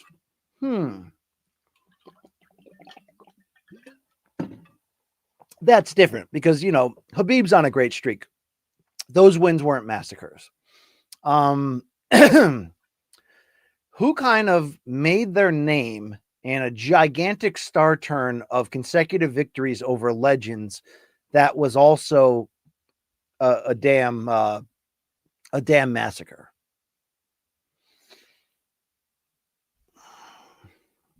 That's tough. That's tough to even. I don't know. I don't know off the top of my head. I mean, John went through a murderer's row of recently beaten light heavyweight champions, many of them that were Hall of Fame names, and a few of those were pretty damn brutal, from Hero Shogun Hua getting beaten in a title fight, basically as bad as you'll see anyone get beaten. But that guy, obviously, even to his final days, had just ridiculous recuperative ability, and he cashed out a lot of it in that one. And then what he did to damn Machida, but that's not 3 in a row. Is the Rampage one in that too? Let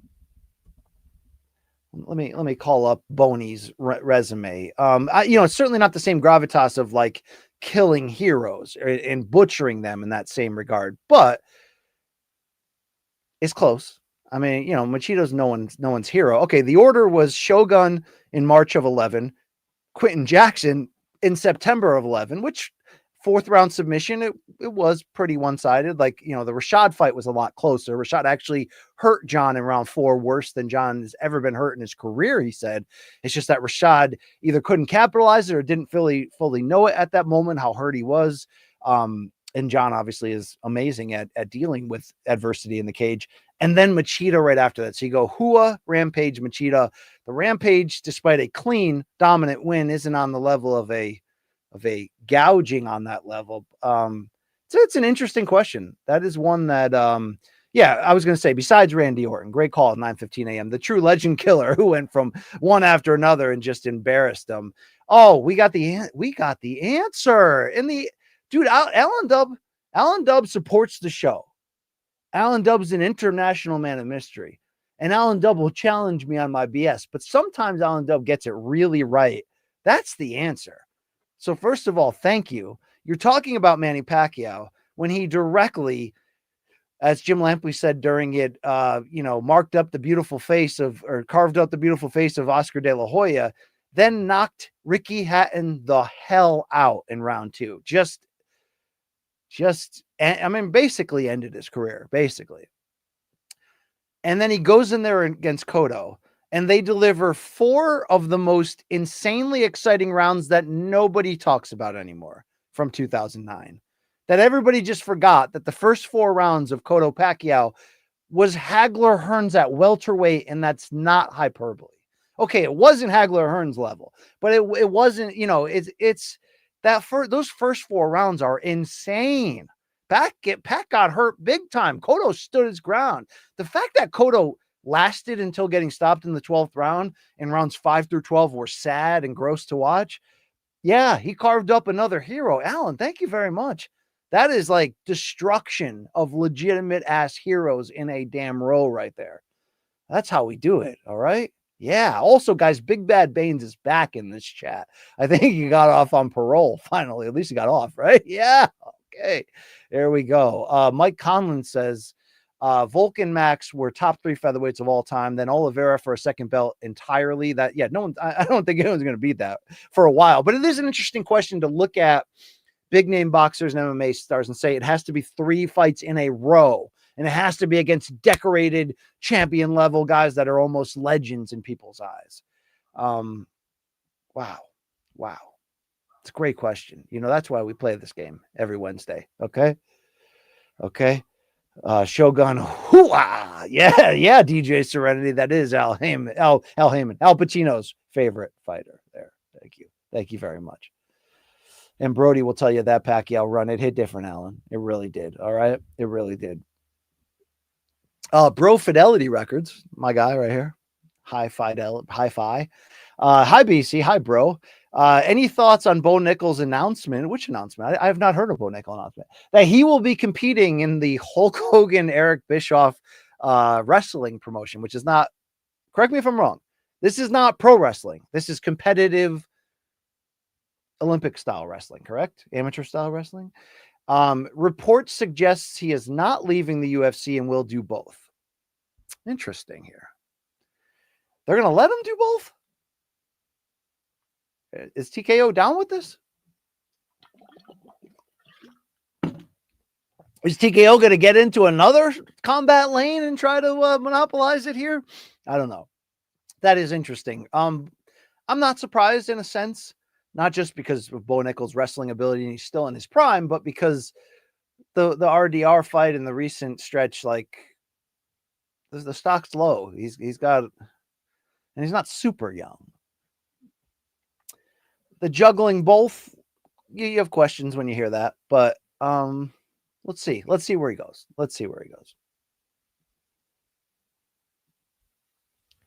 Blood and beer. Bo needs to get used to getting hit. He's a great wrestler, but not a great fighter. This is a bad move, I think. I mean, to the latter point on the last one, it kind of leads you to believe it's like 1 foot out the door, see what happens. Like he might not be that. I mean, you make a great point. Some guys, not just the Brock Lesnar thing where not everybody, as soon as Brock Lesnar got hit in the face, the fight was almost over. Not against Carwin, but like almost over because of his lack of coming to embracing that, I guess. Randy Couture used to say when talking about him, you have to, what did he say, that Brock never came to terms with, accepted, fell in love with this idea that it's part of it. But Bo, you're right. Bo doesn't look like a fighter as much as he looks like he's a technical executor in the skills that he has. I mean, the recent run from him is very damning. It made it seem like even from the Paul Craig fight with the interview afterwards and the crappy fight and him almost not understanding why people wouldn't understand why he wanted to not shoot once and just win a really close and weird striking match. But all right, whatever. Yeah, let's get into boxing history, Lazy Bed. On this day in 1921, the bed says, Jack Dempsey knocked out George Carpentier in the 4th round at Boyle's 30 Acres in Jersey City. Yes, retaining his world heavyweight title. So Boyle's 30 Acres was like a venue built just for boxing, like bare bones type of thing. I think it held like upwards of 90 or 100,000 people. So when you see images or scraggly videos from fights like this, and they are at Boyd's 30 Acres. It's just that venue where it's like people forever. It's a wild, wide open venue, and it's just crazy to think the place that boxing held back then, when fights like this, where stop everything and put your ear by the radio. Great historical memory. I've tried to drive by that location back when we had the bomb shelter and we were regularly in Jersey City. Obviously there's nothing there now that, there's like houses and stuff. It's long expired, whatever it originally was, which I'm going to assume a farm that they used to build this venue. Maybe not too different from Max Yasgur's farm in Bethel, New York, that they used to stage Woodstock.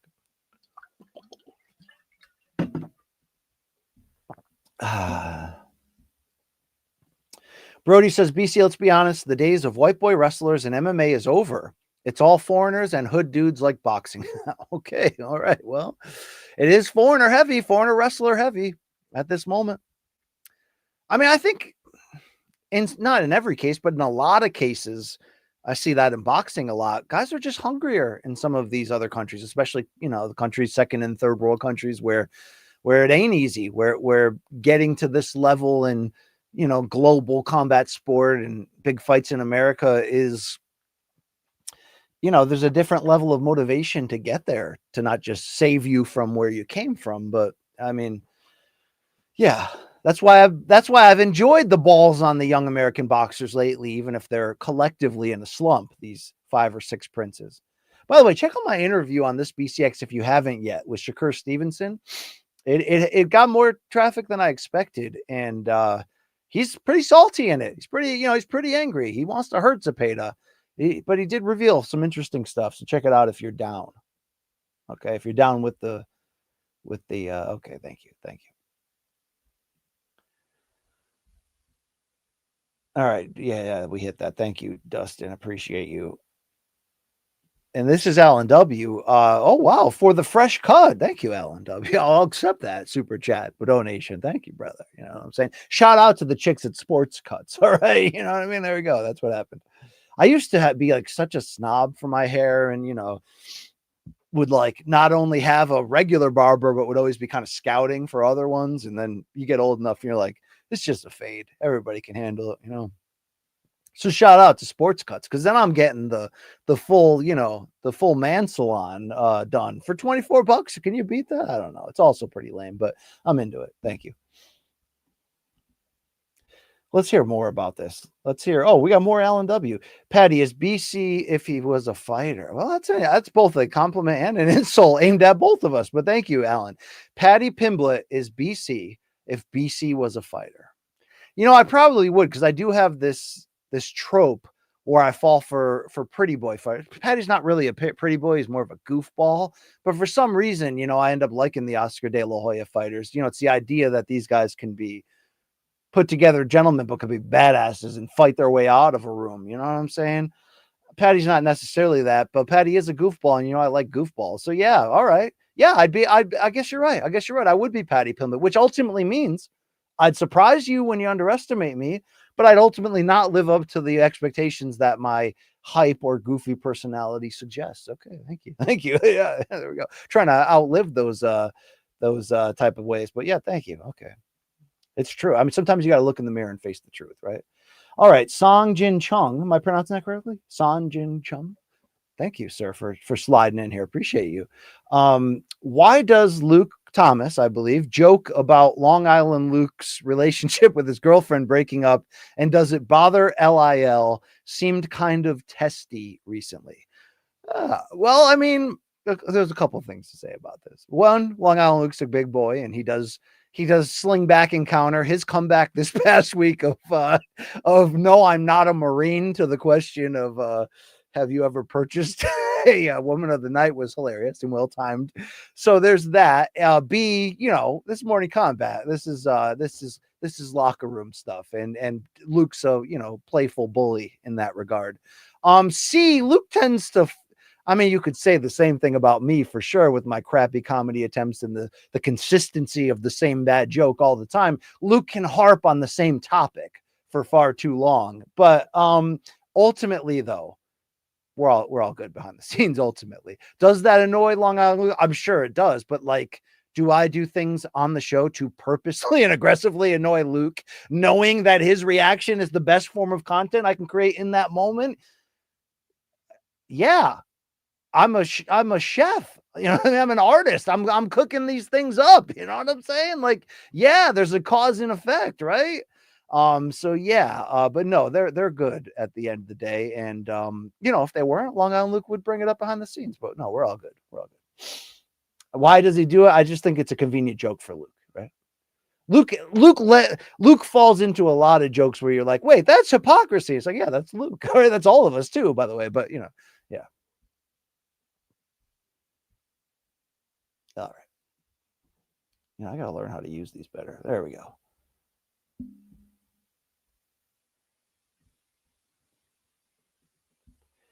All right, I'm back where I need to be here. Let's hear it. This is from Brantendo. That's our guy. That's our guy from California there. Brantendo, do you still work with BizPing, or is that a thing in the past? Luke Thomas was asking me that, and I'm like, I don't even know. All I know is Brantendo's one of us. Okay, wrong question. Sorry about that, Zeb. Take that back. Let's go back to the Tendo here. All right. Brentendo asked, and thank you for your support of this pod. Watch any good 90s movies recently? I just saw Living in Oblivion with Steve Buscemi and now have Trees Lounge on my list. So I've never seen Living in Oblivion, so I'm not going to understand your reference, although, I'm definitely a Steve Buscemi guy. Although I've still never seen Fargo. Was he in that? Yeah, right? Or no, was he not? I don't know. I've never seen Fargo. It's like one of my dad's favorite movies. Living in Oblivion is an independent satirical black comedy starring Steve Buscemi. Yeah, I've never even heard of that, dude. It's crazy how things fall through the cracks. That you're like, I definitely should have seen that 86 times on HBO, or when we had the illegal black cable box. So when you had the illegal cable box that gave you access to the 2 pay-per-view channels 24 hours a day free, they would play the same movie, or the same, if it was a WWE pay-per-view or a UFC or boxing, you'd catch it live, and then there'd just be these endless replays. So you'd always be able to catch everything. There's stretches where I think I watched every movie ever. But my latest thing, and this started on some long West Coast flights for work. I'm usually not a movie watcher on flights. Some of that is I'm anxious on flights in general. Just the confined aspect, not the flying aspect. Just the combined, and there's a lot of moments of anxiety when you're like, damn, I want to get out of this chair, or this large person's asleep on me. Like, I'm 6'2", so there's no leg room on this flight. There's a lot of that. I prefer to combine the Tidal app on my phone with the pre-downloaded albums that I've queued up for a trip, mix that with a neck pillow and a Delta 8, and I'll see you after the flight. But I rewatched Dazed and Confused for the 100,000th time and was like, oh my God, it like holds up. Like, damn, that's as fun as it was, back in the day. And I think I did the same with Tommy Boy and all the classics. And it's this new thing in me. I now want to find out whether these great 90s comedy classics that I loved do hold up now, some 30 years later. And I don't just mean hold up, and when I say hold up, I usually mean they feature jokes that were so out of line today that you almost feel guilty watching it and laughing at it. I mean, just like, was it as funny? And I say this because if you said, BC, what's one of your favorite, what's your 3 favorite 80s movies of all time? Spies Like Us is going to be in there. But every time I've watched Spies Like Us again after like the year 1995, I was like, man, this movie kind of sucks. This movie kind of blows, except for the really funny parts, right? And you're like, okay, that doesn't necessarily hold up outside of just Dan Aykroyd and Chevy Chase having a shitty script and just overachieving in a lot of these hilarious moments. So I was very upset to find out that Billy Madison, which was at some points my favorite movie ever in the 90s, I mean, really just doesn't hold up comedically. It's just goofy, right? Whereas like Happy Gilmore does, for example. So I recently rewatched one of my favorite one-liner movies of the 90s, Booty Call, with Tommy Davis and Jamie Foxx, Vivica A. Fox. And it's, I mean, it's hella inappropriate for sure, which it was then too. It still catches me off guard. It still holds up, right? You know, I did the same thing with the first Harold and Kumar, which to me, even though that was more 2000s, is top shelf in the stoner comedy category. So yeah, I did that. I also did I recently rewatched Empire Records. And you know what? That one kind of holds up too. That one kind of with Steven Tyler's daughter. Yeah. I mean, it kind of does. You know what I mean? So I'm trying to just find out if these comedies were good, or do I just nostalgically love them? That's really where I'm at with that. Mike Conlon on this topic says Goonies, Total Recall, RoboCop, or Predator, top 3 or 4 80s movies. Not bad. Not bad choices right there. I think you have to consider Rocky 3 and 4 if we're talking 80s. I think you have to consider Predator, which you do. RoboCop. I need to rewatch RoboCop because I don't think I've seen that since the early 90s, and that movie rules. Yeah, I got to remind myself if that movie still rules. I'm going to guess it does. Total Recall is like almost better now than it was back then. Is that crazy to say? I think it got better over the years. Goonies, timeless for sure. What are we missing there in the 80s? God, I could put, I know a lot of people would put Breakfast Club, but I'd put 16 Candles. I would. I'd put Weird Science. Is that weird? Weird. Dun, dun, dun, dun, dun. This one's from the cat says Moo. Interesting. My neighbor has a dog named Moo, by the way. Hey BC, how come you don't call us undersexed NPC lemmings? Yeah. You know, if you didn't enjoy that UFC bantamweight match, it's because you hate women. Thank you for watching. All right. Yeah, it's Luke Thomas. You know, it's you know, we play in different lanes, this guy, you know, but we connect in the right ways, and that's why we have this great show, Morning Combat. Thank you for watching all these years. Okay. Old man Dave. Yeah, I needed some more opinion here. Big Trouble in Little China. I believe that's one of Luke's 3 favorite movies ever, which I almost hate saying it. I think I've seen that once or twice on HBO in the 80s. I got to revisit that. Okay. The Great Outdoors, by the way, still kind of holds up. Just a great through the cracks movie. Who's Harry Crumb? Underrated John Candy movie. All right, old man Dave. If you want to go down that lane, I'm going to throw in Real Genius with Val Kilmer, of course. Better Off Dead with John Cusack is a top 5 80s movie for me. Thank you. Mike Conlon's loving The Big Trouble, and also Lord of the Pies wants us to remember They Live, best fight scene in any movie. That's the Roddy Piper one. Yeah, I've definitely seen the shit out of that. It's like a 9-minute scene. Pine says, yeah, with Roddy Piper and Keith David. Yeah, I know the exact scene you're talking about, and it's epic. It's epic. And thank you, Rob Loria. Wow, this guy for a first timer. This guy's coming back for seconds here. Uncle Buck 1000% is a top 5 80s movie. And I know what you're going to say. You just named a total. You just pulled the Luke Thomas. You were just asked to name something and you gave 17 answers. I'm gonna insert. I got to have Rocky 3 and 4 in there, and I'm going to insert Uncle Buck into that group. So there's 3 of my 5. We'll see where that goes from here. I got a lot of super chats I got to get into. This is a good problem to have. You know what I mean? There are leagues to, oh yeah, we hit that one. Thank you, Alan, for your support. What a guy. But yeah, Brantendo, I love 90s movies, and I was a real big Chasing Amy guy. I really think that pocket of like 97 to 98, where it goes beyond just, oh, I went to high school in those years, or in middle school, those are my nostalgic years. I think some of my favorite movies and some of the favorite movies of that era came out of that window, which is like Good Will Hunting, Rounders. So there's 2 for Matt Damon. I mean, God, the first Austin Powers to me will never. I hope that thing doesn't have a Billy Madison effect on me in 10 years. You know what I mean? Because have I ever laughed harder than that ever? What am I missing? Oh, Dead Poets Society is in the top 5 of the 80s. They should have won an Academy Award. That's me talking. Thank you. It's my chat. All right. Brody Moret, back at it. BC, I think you once mentioned you're a fan of Waxahachie, if I'm pronouncing that correctly. Or were you dreaming? I was not. I stumbled into, so let's call it Waxahachie. Is a band, indie music, female lead singer Catherine Crutchfield, and I stumbled into their 2024 release, their most recent one, their 6th album overall, titled Tiger's Blood. And it is like, here's my recommendation for today. Download the album Tiger's Blood by Waxahachie. It is it's indie folk, it's country rock, and it introduced me to MJ Lenderman, who I then picked up his most recent one, and it's great. But him jumping in on the song called Right Back to It, that's a 10 out of a 10 song. So shout out to Katie Crutchfield, the lead singer there. Yeah, big.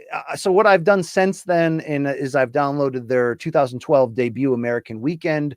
Probably got 3 listens into it. Pretty good so far, but I'm going to try for more in that band, and I should check out Big Thief, which is a similar band. All right, let me mark this down. I have been chipping away. I've been listening to some Cocteau Twins. Somebody put me on to this Spanish thing, Heaven or Las Vegas. At first, I didn't think it was my cup, but let me try again. There were moments where I was like, okay, I'm getting it, I'm feeling it, but I'm trying to find the meat in the sandwich. You know what I'm saying? There we go. All right.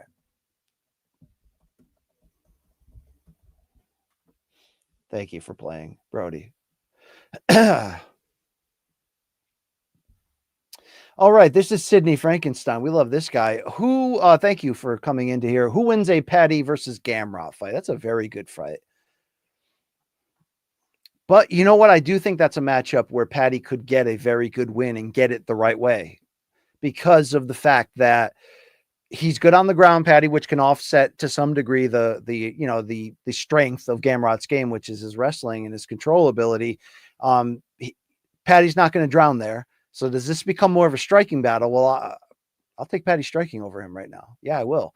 Gamrot, when he's committed to the boxing and the jab and trying to build off of it, he's coming close to raising that side of his game, but it's just not there yet in my eyes to take that real leap that he's trying to take to the top level. So, Sydney, I think Paddy can straight up win that fight. There's a lot of bad matchups though for Paddy at the top end of this division, and I do feel like he'll kind of be able to get around some of those because of all those things we talked about. But eventually you got to face the music. And if the next song he's got to listen to is called Ilia Topuria Kicks Your Ass, then that's going to end gnarly for him.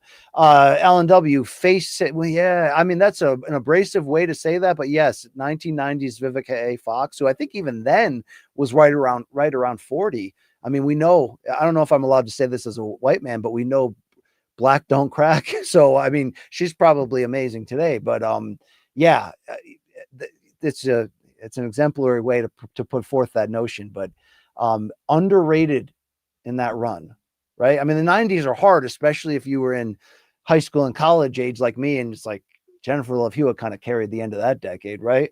But we have to consider Fox in this one. Do we not? I don't know. Depends.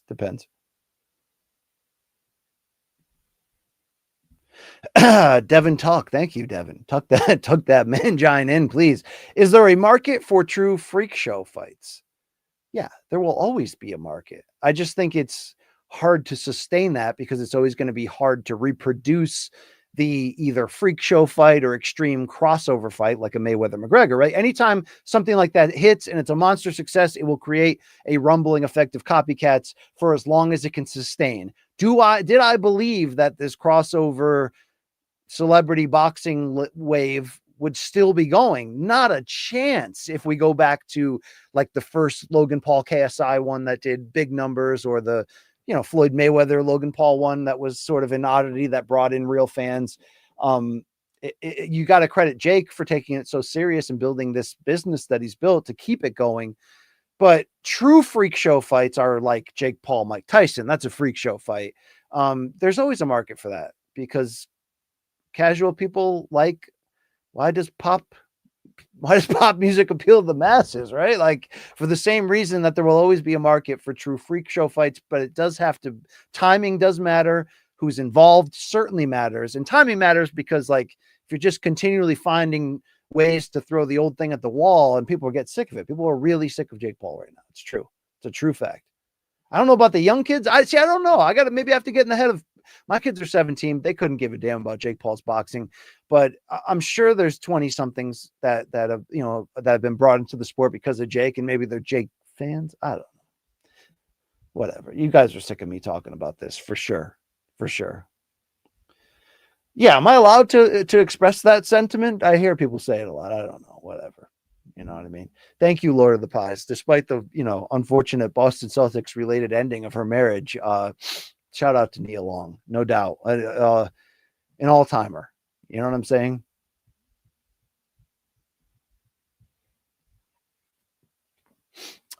Song Jin Chong again, my guy. Unless I'm butchering your name, that's my guy right there. In your opinion, is boxing at its lowest point? No, no, no. Boxing's low, like for the calendar year. Boxing has hit a rough patch of poor momentum.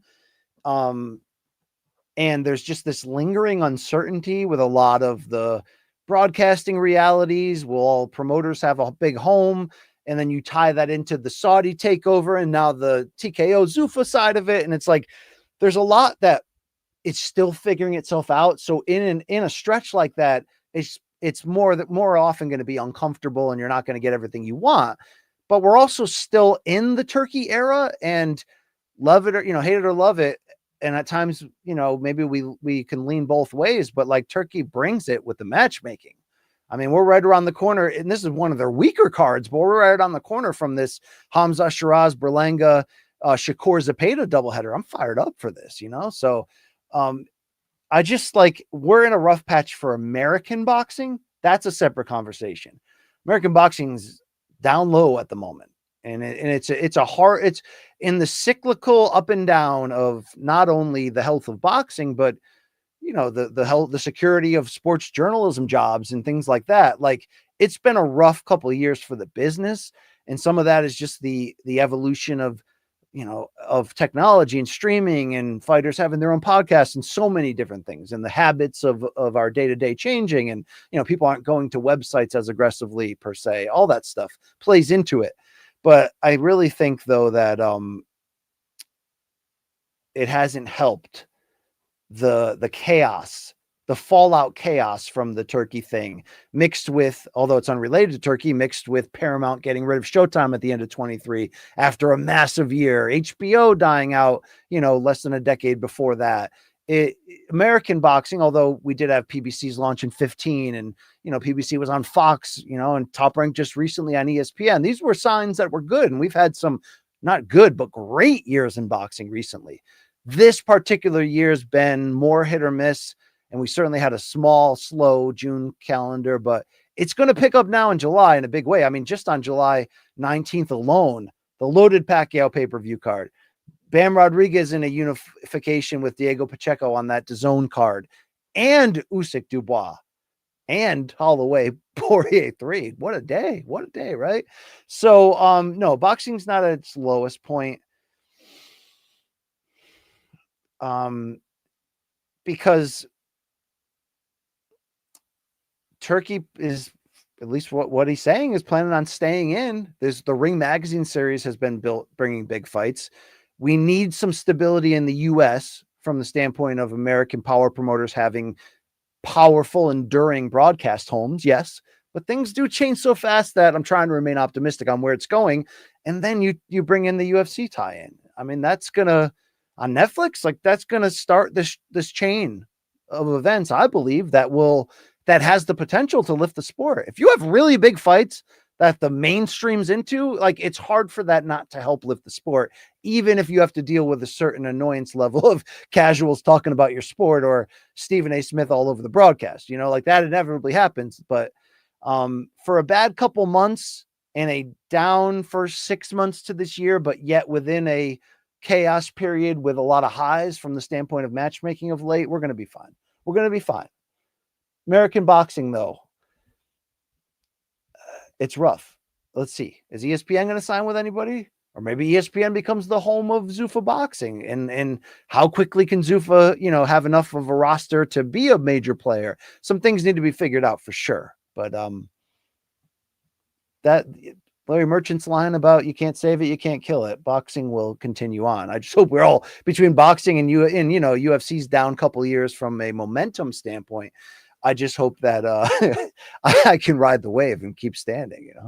Somebody's got to put these kids through college. Somebody's got to. There it is. Is this Rafe still here in the chat? This is still happening. It's still happening, Rafe. It still is. Yeah. How boring is Rafe's day got to be to hear me talk in circles? This is great. I hope he's got some liquid crack going at the moment. All right. That's what I'm in. We got a Jesse Bam Rodriguez unification. Yes, I did mention that, but you're damn right, Vargas. You're damn right. That's going to be a great fight night there, and that's like the thing that's grabbing your attention the least on that day. I mean, Dubois Usyk 2 is a hell of a fight, even with that being not a deep turkey card. That's a hell of a fight. Let's go. Hell yeah. Alan W, thank you. Turkey said Tyson Fury is coming back in 26. Well, yeah, they're going to aggressively want him to come back. He drives the business in a lot of ways. He has been, not surprisingly, now talking more about coming back than staying retired, saying things like he would love the only fight that matters to him. In one breath, he'll say, the only fight I'd come back for is a shot at Usyk in a trilogy for all the belts. In which I, of course, think he would. And, he can to some degree lean on the idea that the first two fights were close and he believes he won. I don't think he won either one. Were they close? Yes. Should he be pleased to some degree that he fought so well, even in defeat? Yes. But I think that's also like he realizes he probably fought as well as he could, and it still wasn't enough because Usyk is an all-timer. I mean, for me to see lately, like, the people on boxing Twitter that I really respect their opinions, like the real hardcore lifers, and see them kind of like trying to figure out through their tweets, like, how good is Usyk historically? Like, is he in the top 10? Like, would he be a nightmare matchup for everyone in history, sitting by the fire with a beer trying to do Matchup Monday in our mythical brains? Yes, yes, and yes, right? And the other thing, though, in the other breath, is Tyson Fury will say the Anthony Joshua fight. And we will see that. We will see the Anthony Joshua fight. So Turkey knows it. He wants it. He wants to be attached to that. Let's go. You don't need a title on that one. Let's go. The title of each other, the title of UK's all-time boxing hero in that regard. Maybe. Who is UK's undisputed all-time boxing hero? Could it be Fury? Is it Froch? Is it who am I not thinking of? It's not Ricky Hatton, but they do love that legend. They do. Why don't one of you guys tell me? All right. Old man, Rafe Bugs is Rafe. Yeah, the same Rafe. You know any other Rafes? You know any other statutory Rafes? Brody says, Rafe, you got to admit vanilla Coke is the GOAT soda. No, it's not, dude. Like cherry Coke's way better than vanilla Coke. Come on.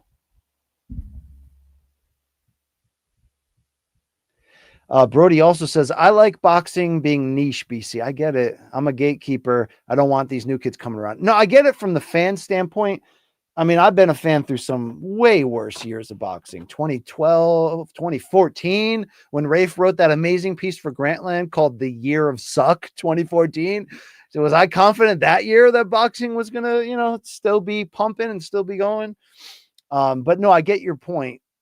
The Mayweather-Pacquiao run brought out a lot of, journalists who never cared about it before, fans who never cared, but that's what they do. That's what they're supposed to do. You have to take the good with the bad, because the good is money in the sport. And that's when we get great fights. And this man puts his kids through college and calls Pacquiao fights, right? Let's go. Brody says, Joe, if you told me, you're not from the UK, if you told me he was the true UK boxing, like God, like the true hero out of Wales there, I would love that. I don't think he is, though. But Mike Conlon, Lennox Lewis. Yes, even though he's kind of a, he's of Jamaican descent, competed in the Olympics for Canada, but is ultimately a Brit. Yeah, I get, Lennox Lewis from an accomplishment standpoint, you're right. That is the greatest of all time. Rafe's put out Harold Graham. All right. And yeah, Brody's Canadian. Didn't know that. You have the most handsome man himself, David Lemieux. Oh, but Shane wants to mention Ricky Hatton, as does old man Dave, but he ain't British. This guy Sandine, he's just old. Is Sandine like 50? I think. Hell yeah. Oh, Brody and Brantendo are all over Big Thief right now. All right, maybe I'll get involved. We'll see. Alan Dubs, Buscemi was a former firefighter. Really? So was my paps and my uncle too. When 9/11 happened, he joined his old crew to help with the recovery. Steve is a real one. Yes, that's okay. That's a great story to hear. And I do have that fireman connection, having grown up the son of one, my neighbor, other kids I was in school with, their dads worked on the same force. And I back the red and blue, whatever. I back them. All right. I didn't know that about Buscemi, but that's cool. That's cool stuff.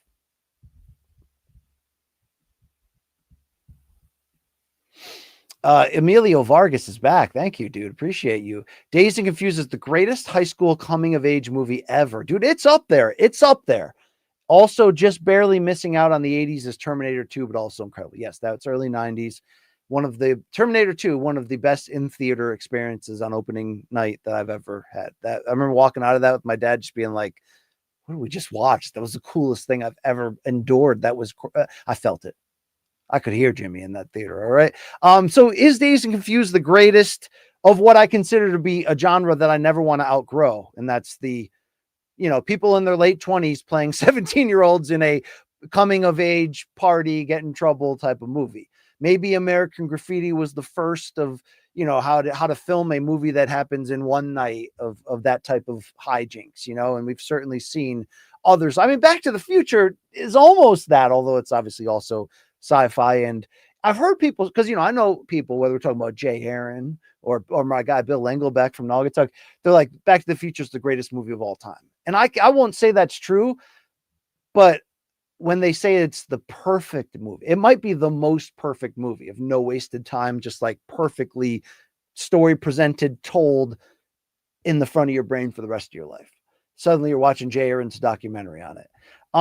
But no, that's not a real coming of age one. Dazed and Confused is the best one. It is. It's the one I've watched the most. I love Can't Hardly Wait as a 90s one set in the 90s, whereas Dazed and Confused was a mid 90s one set in late 70s Texas high school.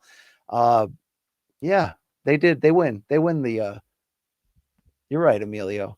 This is the best moment of my day. We came to terms. We crowned him. Okay, crown him. That's what I'm saying.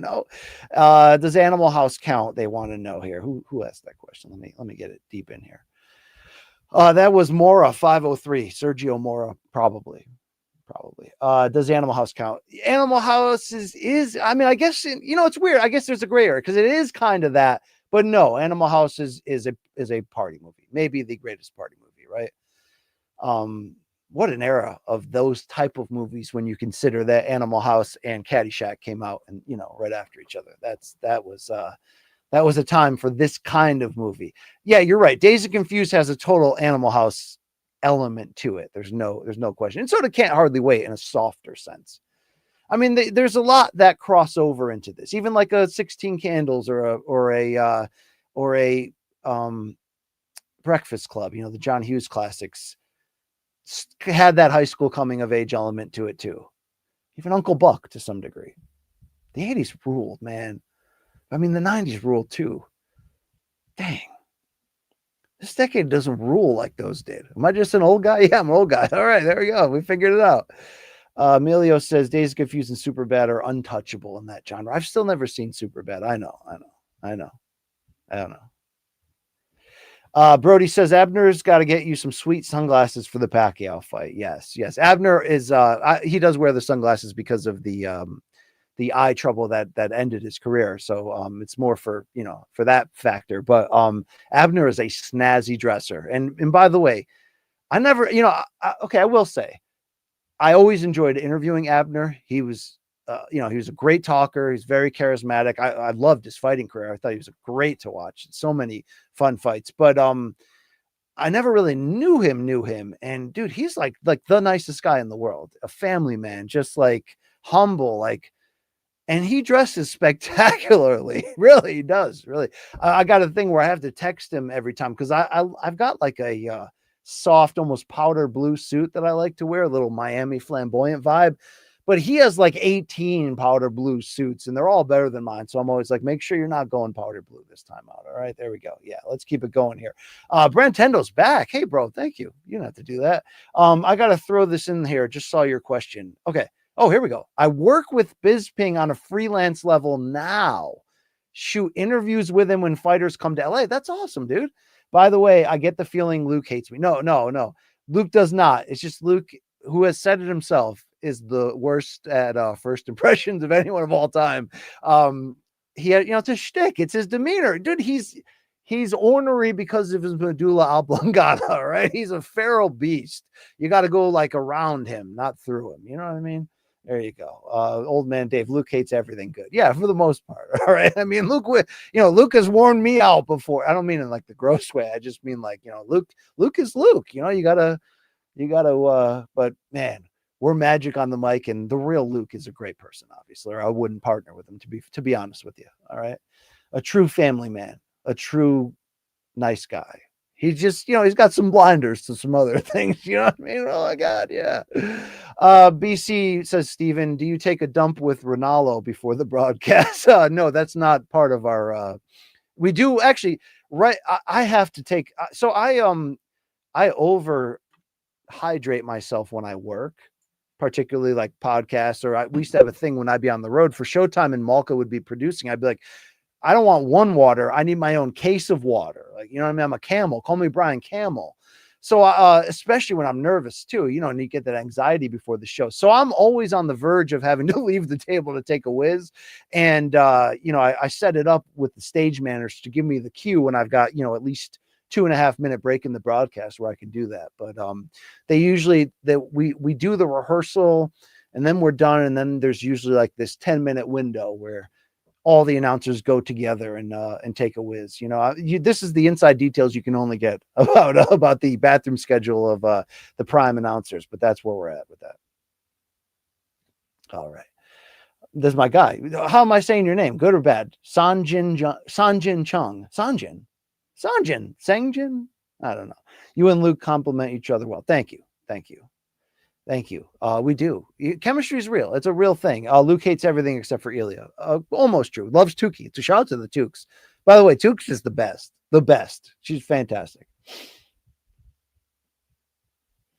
Oh, Sandine, thank you for contributing to this cause. This show helped me get through 3 acres of mowing. Appreciate the content. I can't listen to stuff when I mow. I just think my mower, all my mowers I've ever owned are so loud. It's probably because I'm really not handy. I bet you the neighbors are like, what the hell what does he have in there?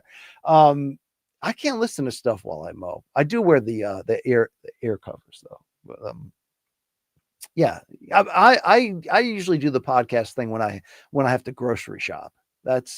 I take on that chore a lot. And, I go in there for battle. I come armed, I got the headphones on. I'm ready for, yeah. And I say battle because, like, don't try to act like if you're there and you don't want to be there and you want to get to the end and then you're there on a Sunday, the old people will clog those aisles. And I guess it doesn't have to be old. So it's not me attacking the old since I'm getting pretty old myself. But it's amazing how gnarly them streets can get on a busy supermarket. All right. People start bumping and stuff. Yeah. Am I the only one? Or maybe I'm just the a-hole. Emilio's back. Thank you. Can't forget Raging Bull. Yeah, that's the 70s technically, or is that 1980? Let's get that right. Because if we're going to count that if we're going to have the ability. Yeah, but that's 1980. Wow. All right. That changes it because obviously that feels so 70s in a lot of ways, even though it's a time throwback type movie of a different era. But that's a gnarly ass movie. I mean, so is Taxi Driver. Every time I watch Taxi Driver, I forget. It's almost as if I forget how just jarring in a neo-noir art classic way, violently jarring that it is. But yeah, Raging Bull is like, it's a different feeling than the type of movie that Uncut Gems is, and it's the Safdie brothers trick of like always finding ways to pull you to the edge of your seat and be uncomfortable. It's a different kind of uncomfortable, but yeah, Raging Bull's like, it's uncomfortable art, but it's a classic.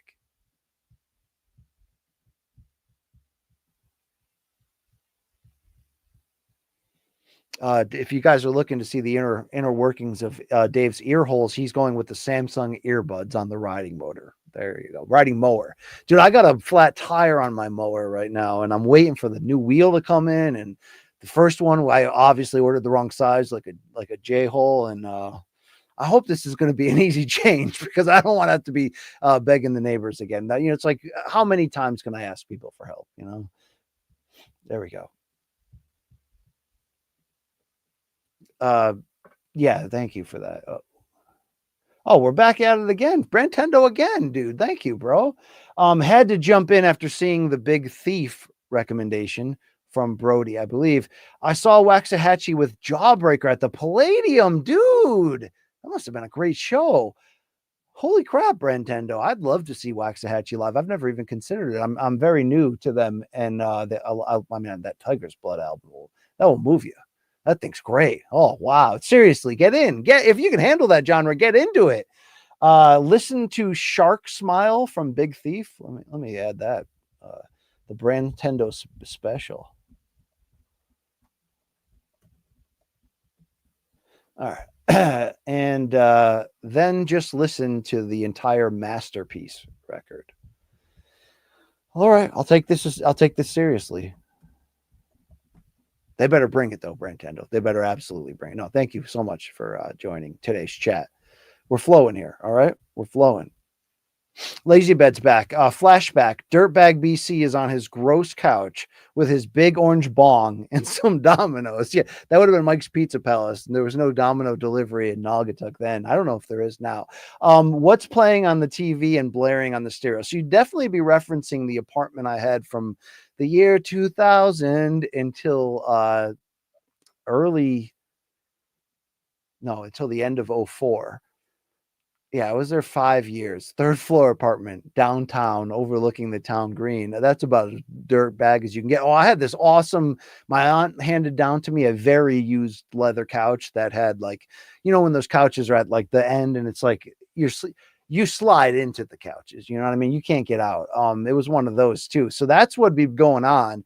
We'd definitely be watching either Half Baked on VHS or Dazed and Confused, or the Jimi Hendrix from Woodstock appearance to show people that have never seen it before.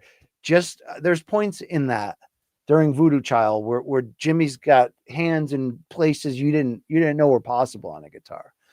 It's almost sexual manipulation of the guitar. It's just it's out of this world. It's virtuoso. And I used to try to sneak in what I consider to be one of the best live performances. Like what do I do with a lot of my time? Watch, you know, concerts on YouTube or you know, TV music performances. And if you've never seen Stevie Ray Vaughan's, I think 1983 live set at the El Mocambo nightclub in Toronto, that's a performance that you know, will put hair on your chest, as they used to say. You know what I'm saying? Like that's some inject it into yourself. There's from his covers of you know, Hendrix classics like Little Wing and Third Stone from the Sun, that's you know, sci-fi ridiculous instrumental song that's so badass, to his, you know, regular classics, to him playing solo on his red Fender, you know, the incredible instrumental ballad called Lenny that he wrote for his wife. And as he plays it, dripping sweat with a cigarette he's smoking with the, you know, with the ash about that large at that point, and just playing these notes that I think they'll melt you. All right. There are DVDs. Dave Sandine's trying to get us to watch Pink Floyd's Pulse concert. Another one in that category, to be very honest with you. But that's what that apartment would look like right now. And that's what would be on the TV. But I also, next to it, had a 100 disc CD changer, and hooked up to my dad's old massive speakers. And I had multiple, you know, pre-saved like song playlists from so it's like a jukebox, right? So I mean, that thing was probably my favorite thing I've ever owned. And underneath my coffee table, I had this massive book from England that had every band, every album they ever put out, rated with all the songs, the times, and the information of who played on the album. Like that's just like stoner music nerds paradise, right? But that music setup went out the window when Bogo and I came back to that apartment at like, 3 a.m. after being out at the bars, and probably took out that orange piece of apparatus. And by probably, I mean definitely. And, I'm going to guess, because, there's certain albums that really only work, not really only work, but work insanely better in certain settings. Like I had a whole playlist of albums for when you get back from the bar. You know what I mean? Like Astro Weeks by Van Morrison, Harvest by Neil Young, right? Just ones that they're like syrup at that moment, right? So we put that music on, and we probably had it too loud for how you should have in a third floor apartment with like little kids living down below for 2:30 a.m., but we're just going with it. And I think something was happening on the TV, and I'm going to almost guess it was Kenyon Martin, University of Cincinnati highlights on SportsCenter, because his senior year, which was 2000, every single highlight was him just blocking people and catching the ball and then just dunking over half the country. That was must-see TV when that came on. And I paused the stereo, and then I sat on the pile of remotes accidentally, and it turned the volume of the 100 disc CD changer from, it was 1 to 100 scale. So, if you wanted to listen to it decently loud, you'd put it like on 17, 20, 22, you know what I mean? But if you're like middle of the day, you might put it on 11 or 12. But if it's 2:30 in the morning, you probably should be listening to that on like level 5 or 6. But I probably had it on like 8 or 9 or 10 because I was heavily intoxicated. I sat on the button that raised it all the way to 100. So it's like a loaded weapon in your hand that you didn't know was loaded, waiting for the Kenyon Martin highlights to end on SportsCenter so you can go, oh, dude, let's get Astral Weeks back on, okay? You know what I mean?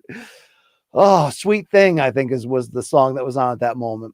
And I went to hit play. And I had never played with this stereo above probably 25 for volume, because it was, that like the room's almost shaking at 25. It's kind of like when you take your crappy car on that straightaway on the highway when you're like 19, you're like, I got to see how fast this thing goes. And then at 85, it's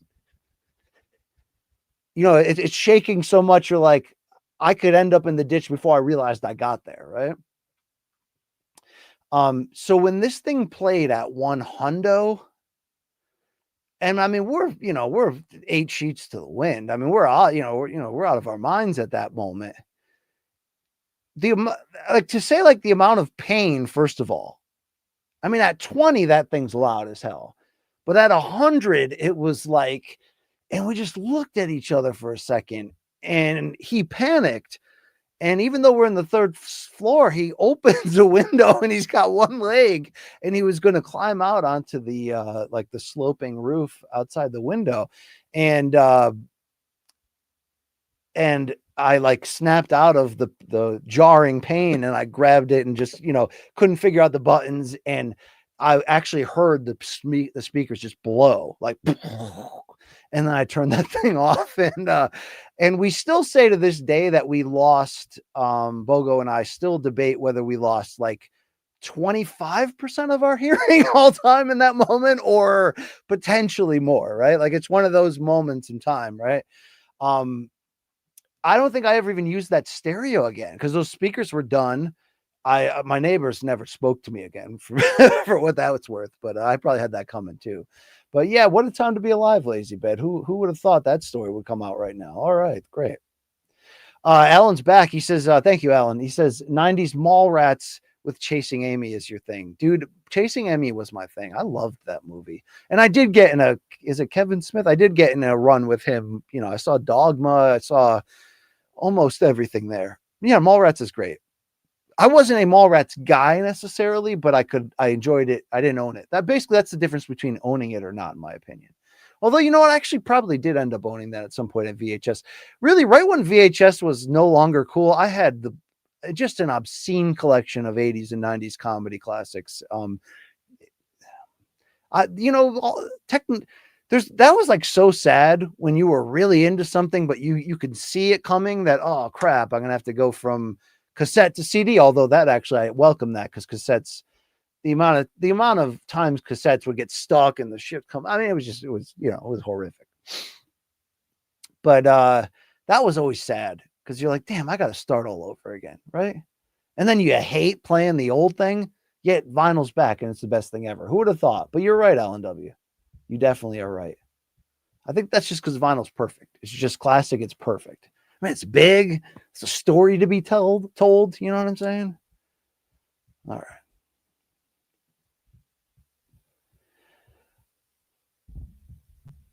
Okay, yeah, we hit that already. Wow, Brantendo's fantastic for being here, and good shit with BizPing, Brantendo. Get after it, all right? Yeah, I think you do great work in those areas. I've seen some of your shit before. All right, thank you.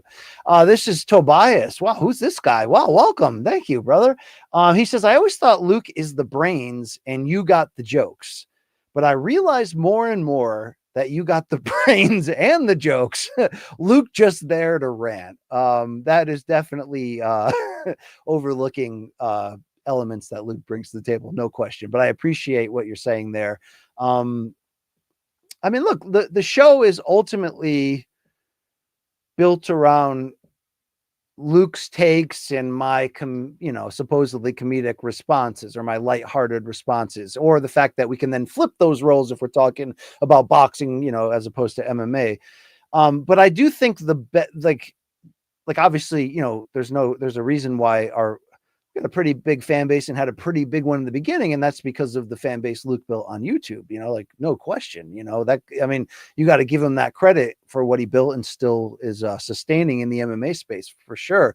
And look, his takes are the show. Like his takes produce my reactions. His takes are the damn show. So I am always trying to look at it as how, what are we trying to accomplish here? We're trying to get the best take out of Luke, and anything I can do to do that. And sometimes pissing him off, in my opinion, is the best way to get the best take out of him. But that's how I look at it. I don't think I necessarily bring more. I mean, I create probably more segments and stuff like that, but a lot of those segments, again, are created to get the reaction of Luke. So I think we complement each other in that way very well. But yes, there is a Billy Ho type of it's hard goddamn work sometimes, playing the role on MK and when am I more than that? Well, sure. I think we all have sides of ourselves, and I try to, make it so that the side that you get of me here is different than the MK side or the inside the box side. To me, it's like acting. It's like I got all these roles and they're all a strong piece of who I am to some degree. Can I play it up on MK? Yeah. On MK, you're basically watching the, 22-year-old version of me navigate MMA topics, but my intention is always on, and maybe that's why we're the perfect pair, because Luke's intention is on how we grow the traffic. My intention is always built upon how do we produce a show that has the greatest chance to move you emotionally into anger, laughter, or just, occupy your time. I appreciate when people say my life's hell right now, but MK was the consistency. Damn, that's responsibility, right? I take that shit seriously. That's what I'm talking about. I feed my family with that shit. All right. Alan Dubs, Mallrats. Yeah, we hit that. Thank you so much. Yeah, the 90s, 90s movies were badass. Brantendo, no, he's learning now. Brantendo's learning. But it's also outstanding is 70s neo-noir movies. I spent the whole pandemic rewatching those after I did that deep dive into every war movie ever. Yeah, but 90s comedy particularly. Saul in the house from Louisville with love, this guy. Do you know about La Chona? No. Have you ever seen a live reaction of boxing crowd to that song? That song, La Chona. I probably have. I don't know the name of any of the songs I hear ever that aren't sung in English. So is that one of those, or here we go. I'm teeing it up. Let's see what we got here. I know you guys can't hear it. I'm trying to hear it through my ear holes here. Yeah, I know that shit. I know that shit. I feel like I've heard that at a fight. Or am I just trying to say that all these songs sound alike that Canelo comes out to? But I feel like I've heard that before, okay? That is awesome, by the way, whether it is Canelo or Pitbull Cruz or, name the Mexican star. But when they come in with the mariachi, man, God, that's the shit right there. That's what I'm talking about. It can be played out, but when it's done like the Canelo way, it's like, that's an entrance. Damn right. Man, I love this stupid sport, right? The heck, right? Alan W says, "Oh, for the glizzy fun, for the hot dog fun. Thank you. Happy 4th to you if you celebrate that out. Alan, are you a U.S. Resident? Happy 4th to you if you do. Thank you very much, sir. Appreciate you. Didn't Alan say he was a Florida man, or am I thinking of somebody else? I don't know.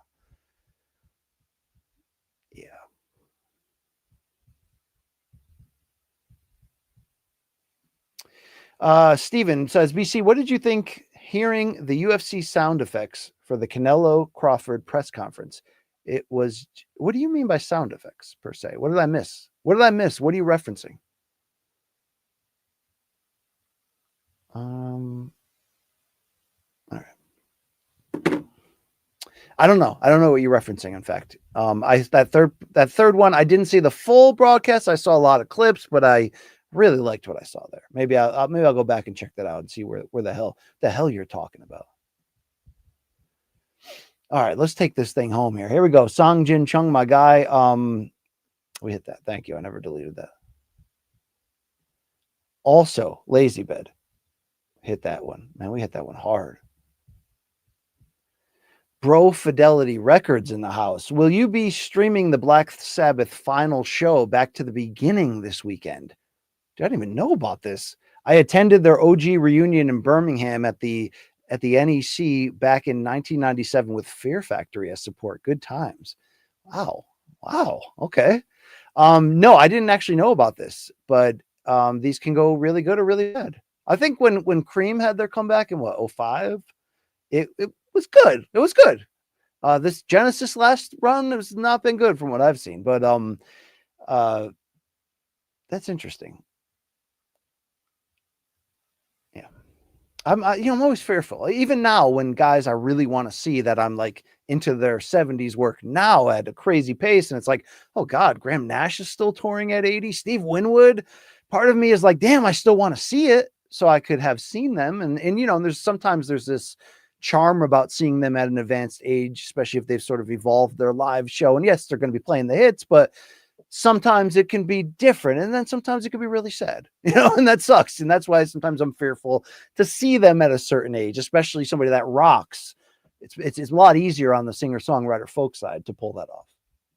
But it's part of why I made the decision to not see the Rolling Stones at Giant Stadium in 2005 for like $100-something at a time when I didn't have $100-something. And I was like, you know what? I know what the concert's going to be, and it's going to be good unto itself, but it's also a stadium, which I don't always love. And, at that point, there were rumors that they had rhythm guitarists behind the scenes filling in the blanks, and that's fine. And they were a lot younger then, and they're still touring now, but I don't know if I could enjoy seeing them old as shit for the respect I hold for them. I did as a kid get taken by my dad with Uncle Dave to an IMAX theater in Norwalk, Connecticut. It's probably the late 80s. No, it's probably 91, but I believe it was showing a Rolling Stones concert from the late 80s in full on the massive screen. That's one of those formative experiences, right? That was awesome. I don't think I had heard the Rolling Stones, certainly not in an album sense before that. And that really opened up a journey that I'm still experiencing today. I mean, hell yeah, right? Let's go. Cole Trier. This guy is a try hard. BC, thank you for your question. What genre of music do you think is the most improved when listened to in person? Dude, these questions are fantastic. Thank you. Listen to in person versus recording. I think it's blues. It's just so much better in person. I agree with you on the blues. It wouldn't be my number one answer though, but I agree with you on that for sure. Because there's the opposite. Hip hop and rap is a great example, but there is a lot that, I mean, it's there's certainly jam band music that is purposefully gets a lot better live. And some, it's funny how jam bands, some of them, either don't take their album work seriously, or their album work isn't an accurate snapshot of who they are because it was just kind of a foreign concept to them. And I get that, and respect, I guess, the issues they've had, even though, like, for example, Fish fans don't seem to love the albums. I love a lot of the Fish albums. They're quirky and unique. But you know, it's almost a completely different vibe, feel, and mission than the live versions of those same songs. And the Grateful Dead, to some degree, definitely feels like that at certain points in their run too. But you know, jazz, I think, is something that, because of its jam improvisational nature, automatically answers this question as the number one answer. I mean, live jazz is freaking amazing, even if it's like cruise ship jazz at midnight, you know, and you're down there. Like, that's where I spend all my cruise nights, actually, is, you know, and I bringing my kids last time was actually pretty awesome. They were actually into it. I think they were like maybe like 15 the last time we went. But that improves. Yeah, I mean, anything that's going to lead you toward improvisation. I really get mad, even when I love the band, when a band comes out and shows you nothing different than the album version. We should all hate that. And very good bands have done that and still do that, you know, and that obviously in some ways separates who's actually a musician, you know, from who's maybe a songwriter, or, you know, there's levels to this and all that. But man, I mean, I've had some really disappointing concerts where people, you know, and sometimes it takes the band a while. I can't believe who My Morning Jacket is as a live band post-pandemic. I can't believe they became that. They weren't that. They were great live. They were very, very, very, very, very good live. Now they might be the best live band I've seen. I mean, it doubles that they're like my favorite modern band, so that helps it. But like, they're insanely good live now, and there's elements of jazz jamming that they're bringing in to it, as well as the, you know, the backbone of their psychedelic meets classic rock meets indie sort of sound. But it's an interesting question. Anything that leads you to improvisation and jamming is always going to win this. It always will. With that said, a genre that isn't always better live is certainly more of like a stripped down singer-songwriter acoustic type thing. But the ones that can make a solo acoustic show not just good enough as a fact, you know, as a replacement to seeing them with a full band, but that can make it better because of what you can do. I mean, even like when Dave Matthews was doing the stuff with Tim Reynolds, just what they created together, just two guys with two acoustic guitars, you know, like that's when, you know, you're dealing with real. I mean, there's a responsibility to me there. If you can put out a great album, you got to be able to give me something different live, show off for me, take a chance, tell a different story, right? There you go. That's what I expect. Telvin says, what's with Kai's, am I saying this correct? Is it Mari? Okay, so what is with Kai's Mari culture hate? Yeah, that was an interesting debate between Luke and I that fueled very polarizing responses from the audience. Obviously, I've got no issue with Kai's, you know, background or cultural heritage, and I'm not even trying to do the thing that some people are, of like, well, the reason why we find it annoying is because he's only this percentage of that and he's doing this. Like, I'm not even caring about that. If he wants to honor a culture, no matter what connection he has to it, like, that's cool. But the whole point of the argument was, it annoys the shit out of me, and it's overbearing, and it's just too much. And I think it doesn't, I think it kind of makes him look not as cool as he could, if that matters or whatever, you know what I mean? It's jarring in a negative sense. And it, to me, I think you can separate from whatever it means to him and his culture and not like it without that being an editorial of what the actual meaning is to the culture. There's things in, you know, Christianity that would be jarring to roll out on a regular basis, for example, right? Like, it's just like, I just felt like it was too much.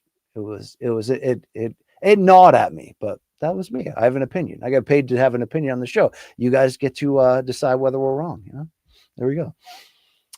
Guillermo says, thank you, Guillermo A, for being here too. As we wrap this up, BC, ironically, Ilia's promotion, WOWFC, has a Dagestan lightweight champion. Please check him out. Umakan Ibragimov. the Scorpion. He's UFC bound. Interesting. I have loved Luke getting back into calling fights and doing the work he's done with XFC. I love it because a couple of reasons. One, Big E, one of my favorite wrestlers ever, who just so happens to be an MK super fan, is one of the owners of the promotion. B, I love it for Luke to get into something that I feel like he's great at and will only thrive at, and it brings more life passion out of him. Like, I'm happy for him. C, he's working with my boy Johnny Loquasto on there, who I did some time with on Team Combat League last year, and love hearing Johnny's stories as the former WWE play-by-play guy for 205 Live. Shout out to that. But I don't really have a connection too deep, obviously, to like regional MMA or minor league MMA beyond the times that big headlines will come out of a LFA or Cage Warriors or whatever, and you're, oh, this person's on my radar now. But it's been kind of cool. And it reminds me of calling fights for Showbox, which was, professional, but it was, prospect level. So you got to see a lot of people on the way up and really learn about their strengths and weaknesses early and see their journey, and to see some of that from watching Luke call fights on XFC, or now see him saying, oh, I called that guy's fight, let me tell you about him. It is a part of my day-to-day that had been missing that I like. I've been enjoying that. In regional MMA, of course, anything can happen. So we all need to be on the lookout for Umakan Ibragimov. Great name there. Thank you very much for that. And finally here from M200, best sandwich shop in CT, you ask. This is certainly a shout out from my hometown of Naugatuck, Connecticut, which produced my favorite sandwich shop, Nardelli's, which is now a chain throughout Connecticut. And I believe they've got at least one location in New York State. It's great. It's a mom and pop Italian deli that is, whether you're getting, the meatball, the chicken cutlet, or what have you, it could change your life. All right, definitely. So shout out to them. It's weird. I hate like things that you liked locally becoming chains. It's like you're happy for them, but it's like, that's my shit. All right, let me go back to my hometown to find that. I don't need to find that here. Thank you. Cumberland Farms, the Old Man Dave, is universal. We all love it. All right, that was the thing. That was finally TK Stan. I hit the wrong button, but good question. Should Holly Holm fight the winner of Taylor Serrano trilogy? I'll tell you what, I wouldn't hate it if Holly Holm got a big fight, and if it was even that, or the loser, or what have you. She didn't look like $1 million coming back to boxing, but she won that fight clearly against a fairly credible opponent and knew what she was doing. It's going to be an adjustment, definitely, certainly. Should she still be fighting at this age? I mean, you got to ask, what more do you want to accomplish? She's already in the Hall of Fame, but she seems to love it. So if you're going to be in here and you still have it, you might as well try it. She's already made great history, but I can feel for the idea that she did all this to get a women's boxing career back when no one cared about women's boxing, unfortunately, like at all. Like, she kind of slipped through the cracks in some regard. She got that fame in UFC for sure and did great things there, but there's something cool about seeing her get to then re-enter this great renaissance period of women's boxing and still at least have a name, but maybe more than that, maybe in there can compete. So let's see what happens there. Thank you so much, guys. Thank you. And Dave says, great show today. Cheers to everybody. Be prepared for this. Oh yeah, we have fan subs tomorrow, and I hear some of these are spectacular. That's what I hear from Mikey. So check it out tomorrow, 11 a.m. Eastern. Remember, it's Thursday, not Friday. Live morning combat. We'll talk Topuria. We'll talk some other BS, and then we'll talk about your fan subs. So thank you for supporting me in this show today. Good shit. All right. Good shit. I'm BC. I talk in circles. Send love to Hawaii. Shaka, brother. If that was offensive, I'm sorry. Okay. As the Black Don't Crack comment. There we go. This white guy's got to go. Enjoy MK tomorrow, and definitely be safe this weekend. Take care of yourselves. Let's get serious. All right. Let's get serious about our mental health. Let's go. You know what? You're the people that love you. They deserve the best version of you. That's what it is. That's what it is right there. All right. I'll see you. Take care of yourselves. You want to see this outro one more time? I mean, do we shout out? We got to shout out the band Head Change from Nebraska. Anthony Weller on the guitar. Jacob on the drums. Let's hit it. Let's hit it one more time. Peace out.